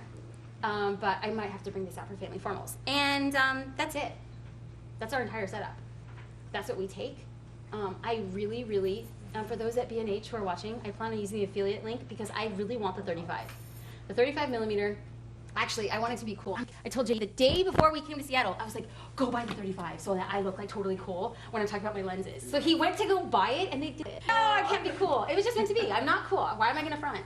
But I want the 35 because, to me, the 35 it's a little bit wider than what I prefer to shoot. But it's an in-between between the 50 and the 85. I mean, the 50 and the 24. Like, there's that. The 24 is too wide to shoot portraits with. But the 35 is what I grew up looking at. That's what really is emblematic of like fashion photography. So that's gonna be my neck lens. What I recommend to people is renting the lens first to see if it's a good fit. People always ask me, what's your favorite lens? Don't ask me what my favorite lens is. Like, you need to first figure out what is your style. Look through photographs, not wedding related. Look through any type of photography that you like. Figure out, that's what I wanna shoot. Then you work backwards from that point. You don't say, okay, well, Chase Jarvis shoots with this lens, therefore I will use this lens. That is how this lens was my purchase. My wedding photographer, this is his favorite lens. David J's favorite lens was the 16 to 35. I bought the 16 to 35. Totally not my style, but whatever. I think we all do it. But for those who are watching and have, are at liberty to like work backwards, figure out the type of photography you want first. My favorite type of photography is fashion and editorial, and that is done just by clean portraits. Nothing too wide, just strong people looking beautiful. And some people, that's not their cup of tea. Totally fine. Happens to be mine. Question. Quick question, just to clarify, for folks on Twitter, what is the ceremony, the big lens? What's the millimeters on that? It's 70 to 200 IS, Yep. 2.8. Great, thank you. And Jasmine, you never use a tripod? No. Always handheld, even for the photo. Always handheld. And a couple weeks ago, I did an FAQ post on my blog. I'm a firm believer, for those who are watching and not familiar with what I do, every week and a half to 2 weeks, maybe if not, during the slow season, I'm all about the FAQ posts. I will post an FAQ, which are frequently asked questions, and questions that people ask me all the time. I cannot possibly respond to everybody's email. It's physically impossible. So I use the FAQ posts as a division of who I am to speak to them personally, as well as to other people who asked the same question. Now, the questions that were answered was, how do you shoot in dark ceremonies in churches without flash? And I spoke, and I actually listed my EXIF data, my metadata from those photos. And people were just like, how can you shoot that without a tripod? I was shooting it at like a 30th of a second at 2500 ISO. I don't know, I just do. Like, we're gonna talk about what I do and how I stand. And maybe I look a little silly. Like, maybe I'll stand there, and so you kind of stand a little bit with your feet apart. And sometimes, like, to get like a nice sturdy stance, I kind of create a tripod with my hands, and I take a deep breath. Shoot. Steady hand. Shoot. Or if it's really, really dark and there's like sorry for those on the internet. That was kind of, okay. If there's like a pillar, lean your body against a pillar, and then you essentially become the tripod. So could you just imagine like trying to shoot a ceremony, you mean like, it's getting, weddings move so fast. I shoot ceremonies that last an hour and then last 8 minutes. Like, if I became dependent on a tripod, I think that would be a disservice to me. So, and again, I don't like to travel with stuff. So, also, JD, do you have the off-camera flash? JD? Yes, it's in the backpack. Oh no, I meant the reception lighting. Did you bring the tripod and the Oh yes, it's behind the couch. It should be behind the couch. Okay, so while they're getting that, I want to talk a little bit about what I use for reception lighting. So, what I use to be mounted on my camera. Okay. Internet, does this look disorganized? Do I look, how's the internet doing? Are we okay? Yeah. I hate being disorganized. Way more organized. Okay. Well, Victoria, I saw your stuff. Okay, so this is my lighting setup. Hold on, where's my other flash? Okay, so what I'll shoot during a reception is I always like 2 light sources, because even with artificial lighting, I'm trying to always strive for that natural lighting effect. How I can achieve that is by mounting my camera. I'm a huge fan of the bounce card. You can leave that there, Beth. I'm a huge fan of the bounce card. This is, direct flash is not me. I haven't used direct flash in probably, 4 years. I use the bounce card. And I have this little rig. And please, I really wish I invented this rig, because I can make millions. People always ask me about it, but I have no idea. I went to Sammy's camera, and I just said, hey guys, I need to get this Pocket Wizard transceiver to my camera, and I don't want to Velcro it to the side, because again, it goes back to looking dorky. Forgive me. It's totally my flaw. I know it. I just always felt like it just looked dorky. It was like, so what I do is they created this little rig for me, and I just screw it in the bottom of my camera. Then I get this and I just plug it into the side of my camera. And then what we have mounted elsewhere. So this is my camera setup for the reception. I have my transceiver, Pocket Wizard transceiver, bounce card. And if I was in this room, I wouldn't use the bounce card this way. I would put the bounce card, if I was standing next to that wall, this way. So I get this flash, bounce it back up to the wall, and now I have this huge white reflector bouncing light back onto the dance floor. That's the pretty light. That's the glowy light. That's not the bluish, like, in your face light. On my off-camera flash, I have this. It was literally $95.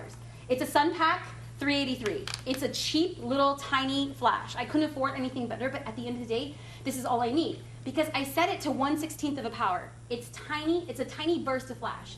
And I'll set this flash up in the corner of the reception where it's non-noticeable. Or if there's a band and they have high speakers, I will set up my off-camera flash by the speakers. So, what I do, actually, I wish this wasn't built. Dang it. Okay, so JD built this morning, but how we travel with this is we just take it off, this rig back here, and we fold it down. So it fits into a suitcase. So we actually take this setup when we travel with us elsewhere. So this goes into the suitcase. It fits the body of the suitcase. This is a tripod. I don't have to open the tripod. Y'all know what a tripod looks like. But it's really tiny. And actually, it was ridiculous because I didn't have a lot of money, and I just bought the cheapest tripod, and I was just like, wow, that's pretty ghetto. But I really appreciate it now, because we then just recently reinvested in a nice tripod, which is awesome, but it doesn't fit into our bags. So up here, we've been using this for 4 years. So this will just do it just fine. But when we're at home, we use a little bit of a nicer, sturdier tripod. We set up the tripod next to this speaker by the bands or in a corner. And then we just put this little 1/16 power back up here, rigged into here. So all it is a little tiny bit of diffused flash. And then we just rig this transceiver. We just literally, it's pretty ghetto. We just thread this in here and then just hang the transceiver like this. So that's our setup. And we set this up in the corner. And all I'm trying to do is to create a second light source. I don't move it around on the wedding day. I don't want it, could you just imagine me like running around the dance floor? Like no, no way. So this is what's set up. It's not secured, so that's why it's falling, but usually it's nicer. So now that I've created a mess, are there any questions? That's it. JD, could you come? So JD's like my, the other half of my brain and like my best friend, and this is much like life. I make messes and then he just kind of cleans it up. So cool. So I think he's just gonna gather this stuff and he'll take it off to the side. Sorry guys. I'm sorry, Levy. Thank you. Thank you. And okay. Jasmine, you just use that for the reception, you said? That's just the reception. Okay. If I ever felt like I was in a pickle, I might use it for the wedding ceremony. But I kind of feel like it is a bit of light. As a photographer, my goal is to be as transparent as possible. If I could shoot the wedding and have people not notice me, I did a really good job. I'll just say that. Of course, people do notice me, so I'm not as transparent as I like to be. As much of that. But if you have two light sources on the wedding day, so I'm like shooting here, and then we have an off-camera light here, in my opinion, it might be too much of a distraction. But the beauty of the Pocket Wizards is that last year, I'm sorry, Liv, last year I used the off-camera flash, this setup, in 2 ceremonies. I shot 28 weddings last year, so 26 of them went without the second light setup. The beauty of using the Pocket Wizard is I could turn off the Pocket Wizard here, use this flash whenever I wanted to, and then if I felt like as they were walking down the aisle and everybody was using flash, I could just turn this puppy back on, and then it would be like an ambient flash. It wouldn't be as distracting. But sometimes you do get in a pickle and it's really dark. Yesterday when we went to Theo, they were putting up these black curtains to go over the windows, and then I got like this nervous twitch in my eye. I was like, there's gonna be black windows? Like, oh my God. And so then my first thought was I have to bring out the off-camera flash. Craig then let me know that they're putting black curtains over the windows for the event the following day. So we will have natural light, but it will be overcast. So who knows? Here I am talking big game, and I might have to use it. I don't know yet. We'll see. I asked Craig what the ambient light would look like, and there are these strung lights from the ceiling, and I asked him, well, can those go on? And he's like, I don't know yet. And so I know that they're planning on hanging chandelier, and there's strung like white Christmas lights of sort, but the larger kind, like the Italian style, anything like that. I mean, I don't care. If I could put my 85 on and shoot like at a 1.2, pick up that ambient light, no flash, kablam, that is going to be a bomb picture, because it's what people are seeing with their natural eye. If you can document the event as if people really saw it, it reminds them of what it felt like to be there. Nobody ever sees life in flash, you know? Does anybody want to retweet that? I felt like that was kind of deep. That was kind of deep. Nobody sees life in flash. Okay, way deep. You guys should like snap, like we're in a jazz festival. Snaps. Okay. Yes, please. You know, with your lighting at a reception, and say it's the first dance, do you ever kind of backlight them with a video light, or do you use like you have a softbox on the side? What's your kind of setup for just say the first dance? So it's like in the middle. Are you? Do you guys want to get a sneak peek of Friday's blog? I can show you exactly what you're talking about. Okay. This is totally not in my presentation, but this was such a great question, and I should probably get out of that program. I'm so computer savvy. Okay. Why is it not coming up? There it is. Okay, I'm going to go to the back end of my blog. Let me see if I can move this for a bit. Okay.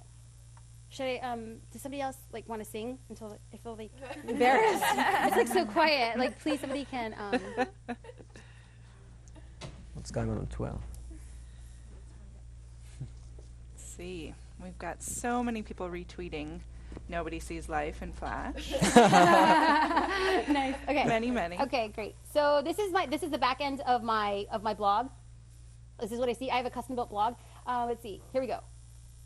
So this is a sneak peek. Don't show anybody of what's coming out on Friday. I haven't written the story yet. I got to do that at some point, right? Hold on. We're gonna go all the way down. No looking. Just kidding. And you guys will be here. Okay. So Here we go. That's Terranea. Oh, I said my little LA girl. That's right. Okay, so here are the reception details. This was shot.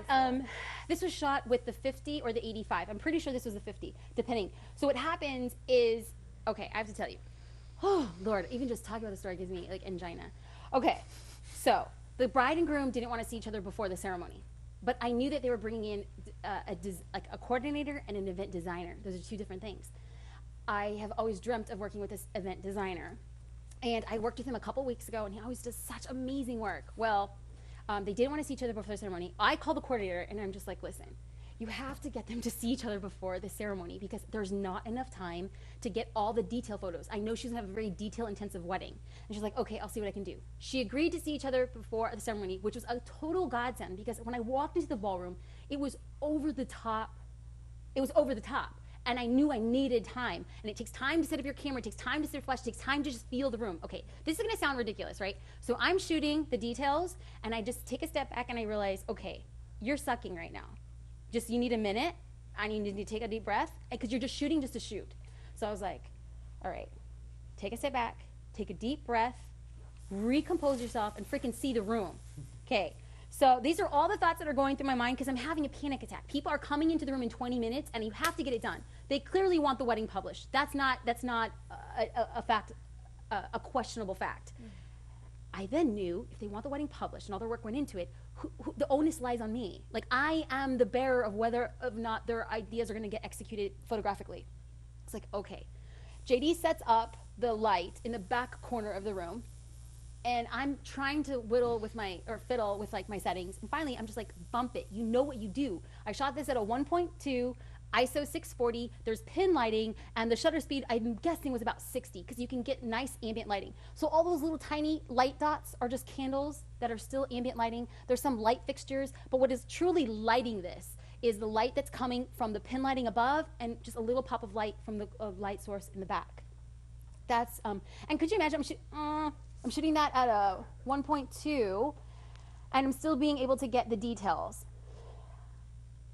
Because everything around my angle, and this only comes from practice. And I'll be able to talk, hopefully, I'll be able to talk about this on the wedding day. I don't know if I will. I don't know if there's time in the timeline to actually do this, but I really want to teach people how to shoot in such a way that you can get multiple things in focus. Again, you'll see in this picture, you can distinctly see the cool light back here from my flash, but it's adding depth to the room in this back corner, and it's illuminating this. There we go. Again, here we go again. I actually created a backlighting source through the pin light. I got around this back side of the table. This is where the groom was sitting, and the backlighting is over here. I have ambient light in the background, and I'm bouncing my flash just like I had showed you here on the wall that was behind me. But the wall, it wasn't a wall. It was kind of like this material. So it was only a tiny bit of light that was being reflected. Not as beautiful as I would like, but it still worked in this situation. Here again, I am standing with the video light. Not the larger video light, but the pin light. There was a pin lighting on the cake, but it got too hot in one space, so I simply had another person hold it to balance the light, and I was still able to pick up ambient light in the background. Now this is what, Sasha was talking about. Okay, here we go. This is video light, right here. What you see them lightly illuminated with is my off-camera flash, which is sitting over here in this corner. But it's a tiny, tiny, tiny bit of light. And this is when I'm shooting vertically, and then let me see if I shoot, yes. So again, video light here. So in this case, I have 3 light sources, which is my absolute most favorite way to shoot. Because if I can get the off-camera flash to illuminate them, that's not directly on my flash, it doesn't look so flashy, literally. And then we have the video light over here that's like that nice little like dewy light. Like that, I can shoot first dances like this. Is that your big video light? No, this is actually a good question. Nate asked if there was a video light. It's a videographer. Okay, that's what I was wondering. Yeah, that's how you can get that nice, like. And so JD actually was standing next to the videographer, not shooting with his flash at all, because I only have the Pocket Wizard. So I'm using 2 light sources. JD is shooting with 1. So it's harder for him to get the types of photos that I get, but he's learned to use what he has. And so he just stood next to the videographer, because the videographer's light is warmer and it's broader than just like that like poof of light. And he just shot wide open as well. So that's that. Okay. Now no one's gonna want to go to my blog on Friday. Okay. Not but speaking true. about blogging, like I pre-blogged the entire week to come out here because I know I was gonna be busy.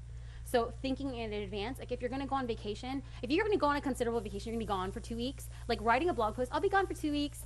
No, that's the easy way. Like we as photographers, we like the easy way. Why don't you just try pre-writing 2 or 3 blog posts about anything?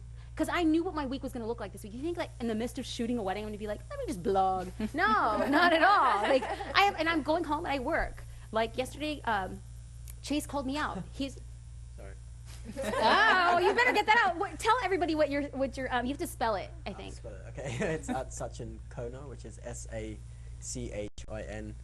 Sorry, it's Sachin Kona at Sachin Kona, which is SACHIN Kona KHONA.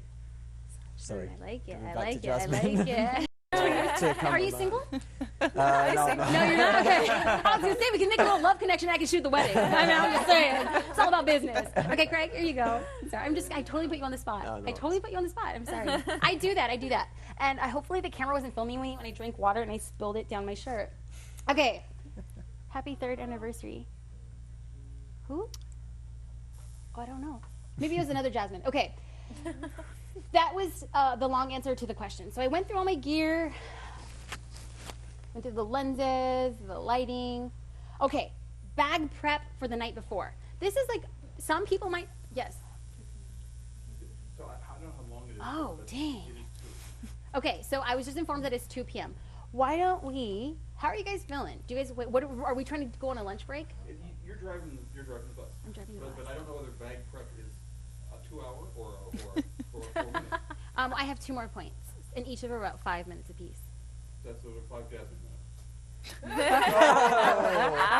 Ouch. Really? Okay, Craig. Okay. Yeah, no, we'll keep them real minutes. Real minutes. And somebody better give me the 5-minute mark because Craig's going to be like, I need a lunch break. Okay. So, bag prep the night before. Some people do it differently. I am kind of like a planner, OCD type A personality, and JD takes care of the bags, and it drives him nuts. We are yin and yang. I would, if I could theoretically have my bag packed 2 weeks in advance, I probably would. He's more like get up and go kind of guy, and so we had to have the conversation and be like, okay. So on wedding days, like as the first shooter, I just am begging you to please have the bag ready on Friday night if we have a Saturday wedding. What this consists of, and he might be able to better answer your questions, but what I usually request of him is to have all the cameras cleaned, to have all the lenses cleaned and their caps put on in the bag. I want all the cards reformatted the night before. Nothing is worse than showing up at a wedding and reformatting and realizing you get to a card and you're like, oh my God, this is last week's engagement session, and I don't remember if I backed it up. You never want to be in that position. It's stress-inducing. Clearly, you guys can see I'm overexcitable, and I don't really need that in my life. I don't need to sit there and be like, should I reformat this card or not?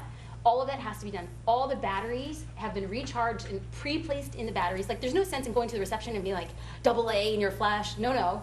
Everything's already ready to go. All the off-camera lights set up already and already charged. That's a huge thing in just being able to confidently say, I'm a professional and I will approach this shoot the same way any other professional would. Chase Jarvis, I don't know. I would think he would have people reformatting his cards in advance the way that he would approach like a Nike or a huge shoot like that. I want to approach it the same way. How many cards do you take? How many cards do I take? Let's see. I think we probably take somewhere in the ballpark of 65 or 70 gigs. So, we shoot RAW, but I also shoot JPEG. I shoot JPEG and RAW. I know it's ridiculous. Everything you guys see on my slideshows and on the blog is JPEG. I started shooting JPEG, and it's just what I'm used to. And actually, it forced me really fast to get better on exposure. Because with JPEG, you can't really mess around. And so I felt like my learning curve induced by my own. I couldn't afford to buy all the cards if I shot RAW, so my only option was to shoot JPEG. But if I felt like if I'm shooting JPEG, I can't screw up because I don't have the latitude as I would with RAW. But I don't know what it is about those RAW files. I mean, it's theoretically, I know it's like one and the same, I get it. But something, what? RAW means more. Yeah, RAW means more, absolutely. And so I'll shoot with RAW. On a wedding day, I shoot RAW and JPEG, which I know is ridiculous. But whatever, it is what it is. I like JPEG. And thankfully, we've gotten to a point in my business where I can afford to make that stupid decision. It is what it is. That's what I do. On an engagement session, on an anytime session, on a portrait session, I'm shooting JPEG. Well, I'm in control of my exposures. I'm in control of the situation. And if I totally botch it up, I can be like, oh, let's go back and do it again. On a wedding day, I choose to shoot RAW because my clients are paying me well enough to not make that type of mistake. That's why I made that decision. Okay, that was 5 minutes. Oh, just Quick related question from people. On average, how many photos are you taking at a wedding? It's hard. From an 8-hour wedding, I'm thinking I'm roughly getting in the ball. I'm probably shooting around 2,500 to 3,000. JD's shooting around 1,500 to 2,000. What the client will see will be between 800 and 1,000 images online. Great. Usually, though, I promise my clients, I tell my clients I shoot 100 images an hour. So if they contract me for 8 hours, at minimum, they will get 800 images. But roughly, it comes around to the ballpark. I'm usually hitting that 1,100 zone. And so clients, again, under promise and over deliver. Clients think that their wedding was that much more amazing because they're getting that 1,100 and they're just like, wow, we had a lot going on. I know what I can do. So thanks. Yeah, that was a long question. Jasmine, I don't know if we'll get into this in the future, but out of those 800, how many of them do you touch up in post? 80 to 100. Okay. And that's part of the contract as Yes. far as? Okay. I mean, everything that goes online has been touched up in Lightroom. So anything that the client sees will have gone through for a nice clean checkup, and I feel good with it. And more than anything, my goal is, and I'm talking a big game, and what if it doesn't really happen, but my goal is to shoot it right at a camera. Like, that's what we should all strive for. I don't need to depend on Lightroom or Aperture to fix my mistakes. I need to fix my mistakes so that Lightroom is just like it's like icing on top of the cake. That's what I want it to be. And theoretically, I don't want my Photoshopped images to look too different from my Lightroom images. I just don't. That's just my personal style. I want photos to look like photos. So our clients will get a favorites folder, and what the favorites folder is comprised of are photos that I edited for the slideshow. So I edit photos to go into a slideshow, and then I get that folder and I upload it to their online gallery, and I label it Jasmine's Favorites. And then there's 6 other folders like bride prep, groom prep, ceremony, formal pictures, bride and groom, reception. And all of those photos have been in Lightroom. And I tell my clients, there's a global retouching. All your photos will look pretty, skin will look like skin, skies will be blue, but anything for fine retouching through Photoshop will have been in the favorites folder. Anything that goes into the album will have been fine-tuned through Photoshop. But the rest of the gallery, the images they're getting, high-res images, if they order a disc, they will be retouched in Lightroom. That's time. Anything that you're spending beyond like Lightrooming and just making it pretty is time and money. Like if a client wants to do that, then she could pay me separately for that. Can I just ask a quick question? Yeah. You talked about when you upload like their images online to their online gallery. Is that all through Showit, or do you use like a third-party service? I outsource. This is great because there's going to be a giveaway too for this. Like the companies that one thing I want to clarify too, the companies that have so kindly like given away swag to give away like on the internet for these contests, these are companies that I've worked with forever, and their main thing for me was like, hey, we support you. I've used them from the beginning, and they're all like friends of mine. Like I think there's a quote, and I'm totally gonna botch it, but at the end of the day, people will do business with their friends. And do you know this quote, Audrey? Because you're nodding your head. Yeah. Okay. I've heard it before. Okay, many something times. along the lines. At the end of the day, you will do business with your friends, and at the end of the day, you will still do business with your friends. Like you kind of prefer to work with people you trust, and so the people that have given away the swag is so awesome. I met Nathan Holritz of Photographers Edit through OSP. Him and his wife were a photography couple in like Chattanooga, Tennessee. She now shoots babies, and he's gone on and created this like outsourcing for your post-production. What that does for me, I forgot the question. Holy God. What was your question? Basically, you talked about uploading your images to an online gallery. Okay. There you go. Okay, that was the question. So what he does is after the wedding, and we'll talk about this more on Saturday, but after the wedding, I go through and I cull the images. So the 800 to 1,000 images will go onto a hard drive, and then I send that hard drive to Photographers Edit. They edit the photos in 5 to 7 business days. Then they upload them to an online gallery. So completely, I am done with my wedding on Wednesday. That's why I want quick turnaround. My client sees their blog post on Tuesday or Wednesday of the following week. The client sees I tell them it takes 3 to 4 weeks, but they're seeing their images online 2.5 weeks after their wedding. Some clients are not even home from their honeymoon when their photos are already online. Under promise, over deliver. And I think that is achievable by outsourcing.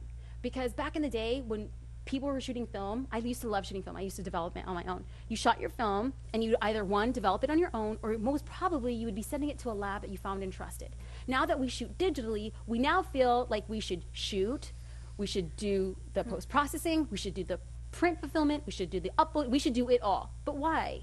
Why? Because just because we can doesn't mean we should. I started this business so that I could be a professional photographer, not a professional lightroomer. Those are two distinctly things. Like when I first started too, I had too much to learn. I didn't know how to shoot a camera. I didn't know how to use, at the time, like Lightroom wasn't out, it was Adobe Bridge. I didn't know how to use Bridge. I didn't know how to use an album design software. I didn't know how to upload pictures. I didn't know how to create slideshows. I didn't know all these things, and I said, okay, I don't like designing albums. I didn't become a photographer to become a designer. I decided to outsource my album design. I don't like post-processing. It takes me it was taking me a week and a half to post-process one wedding. The problem was, the second year of my business, I was shooting 40 weddings. That means that the delay. Some clients wouldn't see their pictures online for 6 or 7 weeks. In a digital age, are you tripping? Like, no way. Like, there are other people like myself who are having their clients see their images 2.5 weeks after their wedding, and if you're not getting your images online for 8, 9 weeks, you look really, really bad. Because in their client's mind, how come? You know? So that's what outsourcing has done for me. So 100%. I answer questions. Sorry, Craig was right. Okay, I have 2 seconds to go over the pre-wedding checklist. What you want before the wedding day is to have a checklist of everything you need so that you don't have to think about it. What goes into the checklist? We need to make sure that we have our camera bag. Our camera bag is full. And remember, we already went through the camera bag, the prep night, so we grab the bag. We grab our shoot sacks. We'll be giving away a shoot sack to people watching online. I absolutely love shoot sack. One of my friends invented it, and she's brilliant for it. It's what I shoot with. It just keeps whatever I need on me on the day. We make sure to have a computer, card readers, and our chargers. At weddings, I don't know if I'll be able to do it for Laura and Billy's. My goal is to do it for Laura and Billy's, but I don't know if I'll have the time. Is to create a same-day slideshow. So I take my computer and my card readers.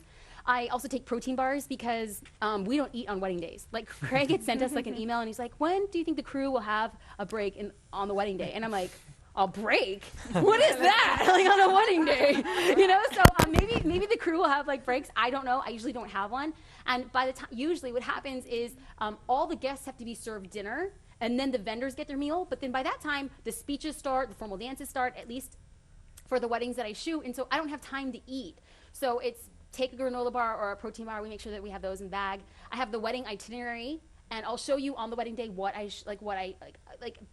Daniela made this awesome itinerary, but it's like 4 or 5 pages long. Like, I'm not going to sit there on the wedding day and be like, hold on, let me see where I am today. I simply get whatever itinerary it is, and I write it on a scratch piece of paper, and I just write down, where do I need to be? How is this itinerary applicable to me? Nobody needs to be printing out 5 pages. You know, when is the flowers delivered? I don't care. That's not pertinent to me. So I make my own emergency contact. I email my clients a week before and like, on an emergency, who am I contacting? Please give me 2 to 3 phone numbers.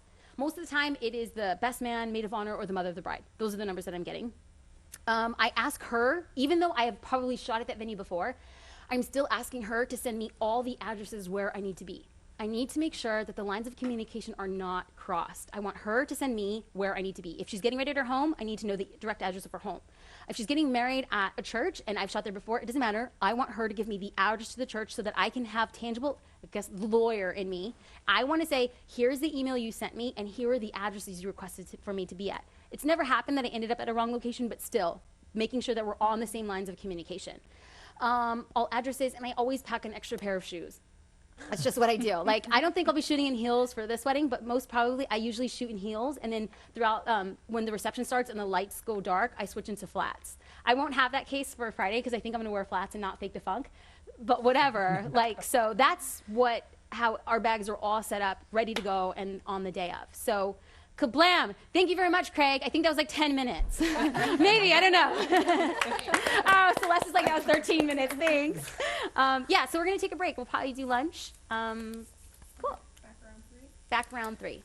So folks on the internet, we're gonna take a break for lunch or dinner or wherever you are, whatever time it is. We'll be back in about 45 minutes, 3 o'clock Pacific time. Have a nice break. Yay! Yay! Okay.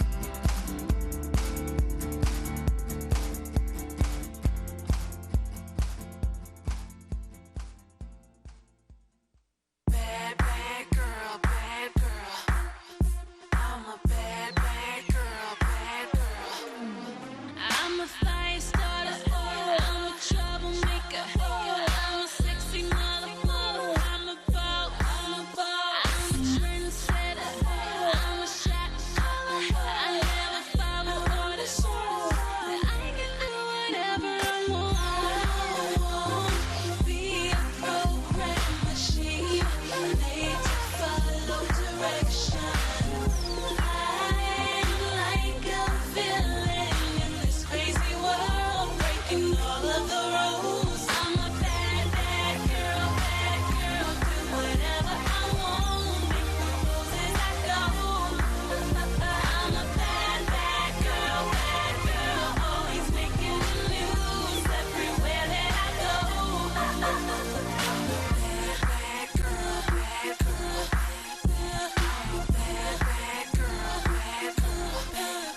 I'm a super lover, I'm a all-nighter, I make the boys holler. I'm a ball, I'm a go-getter, I'm a go-getter. If I want it, I'ma get it. Do whatever I want. Be a program machine, made to follow direction. I'm like a villain in this crazy world, breaking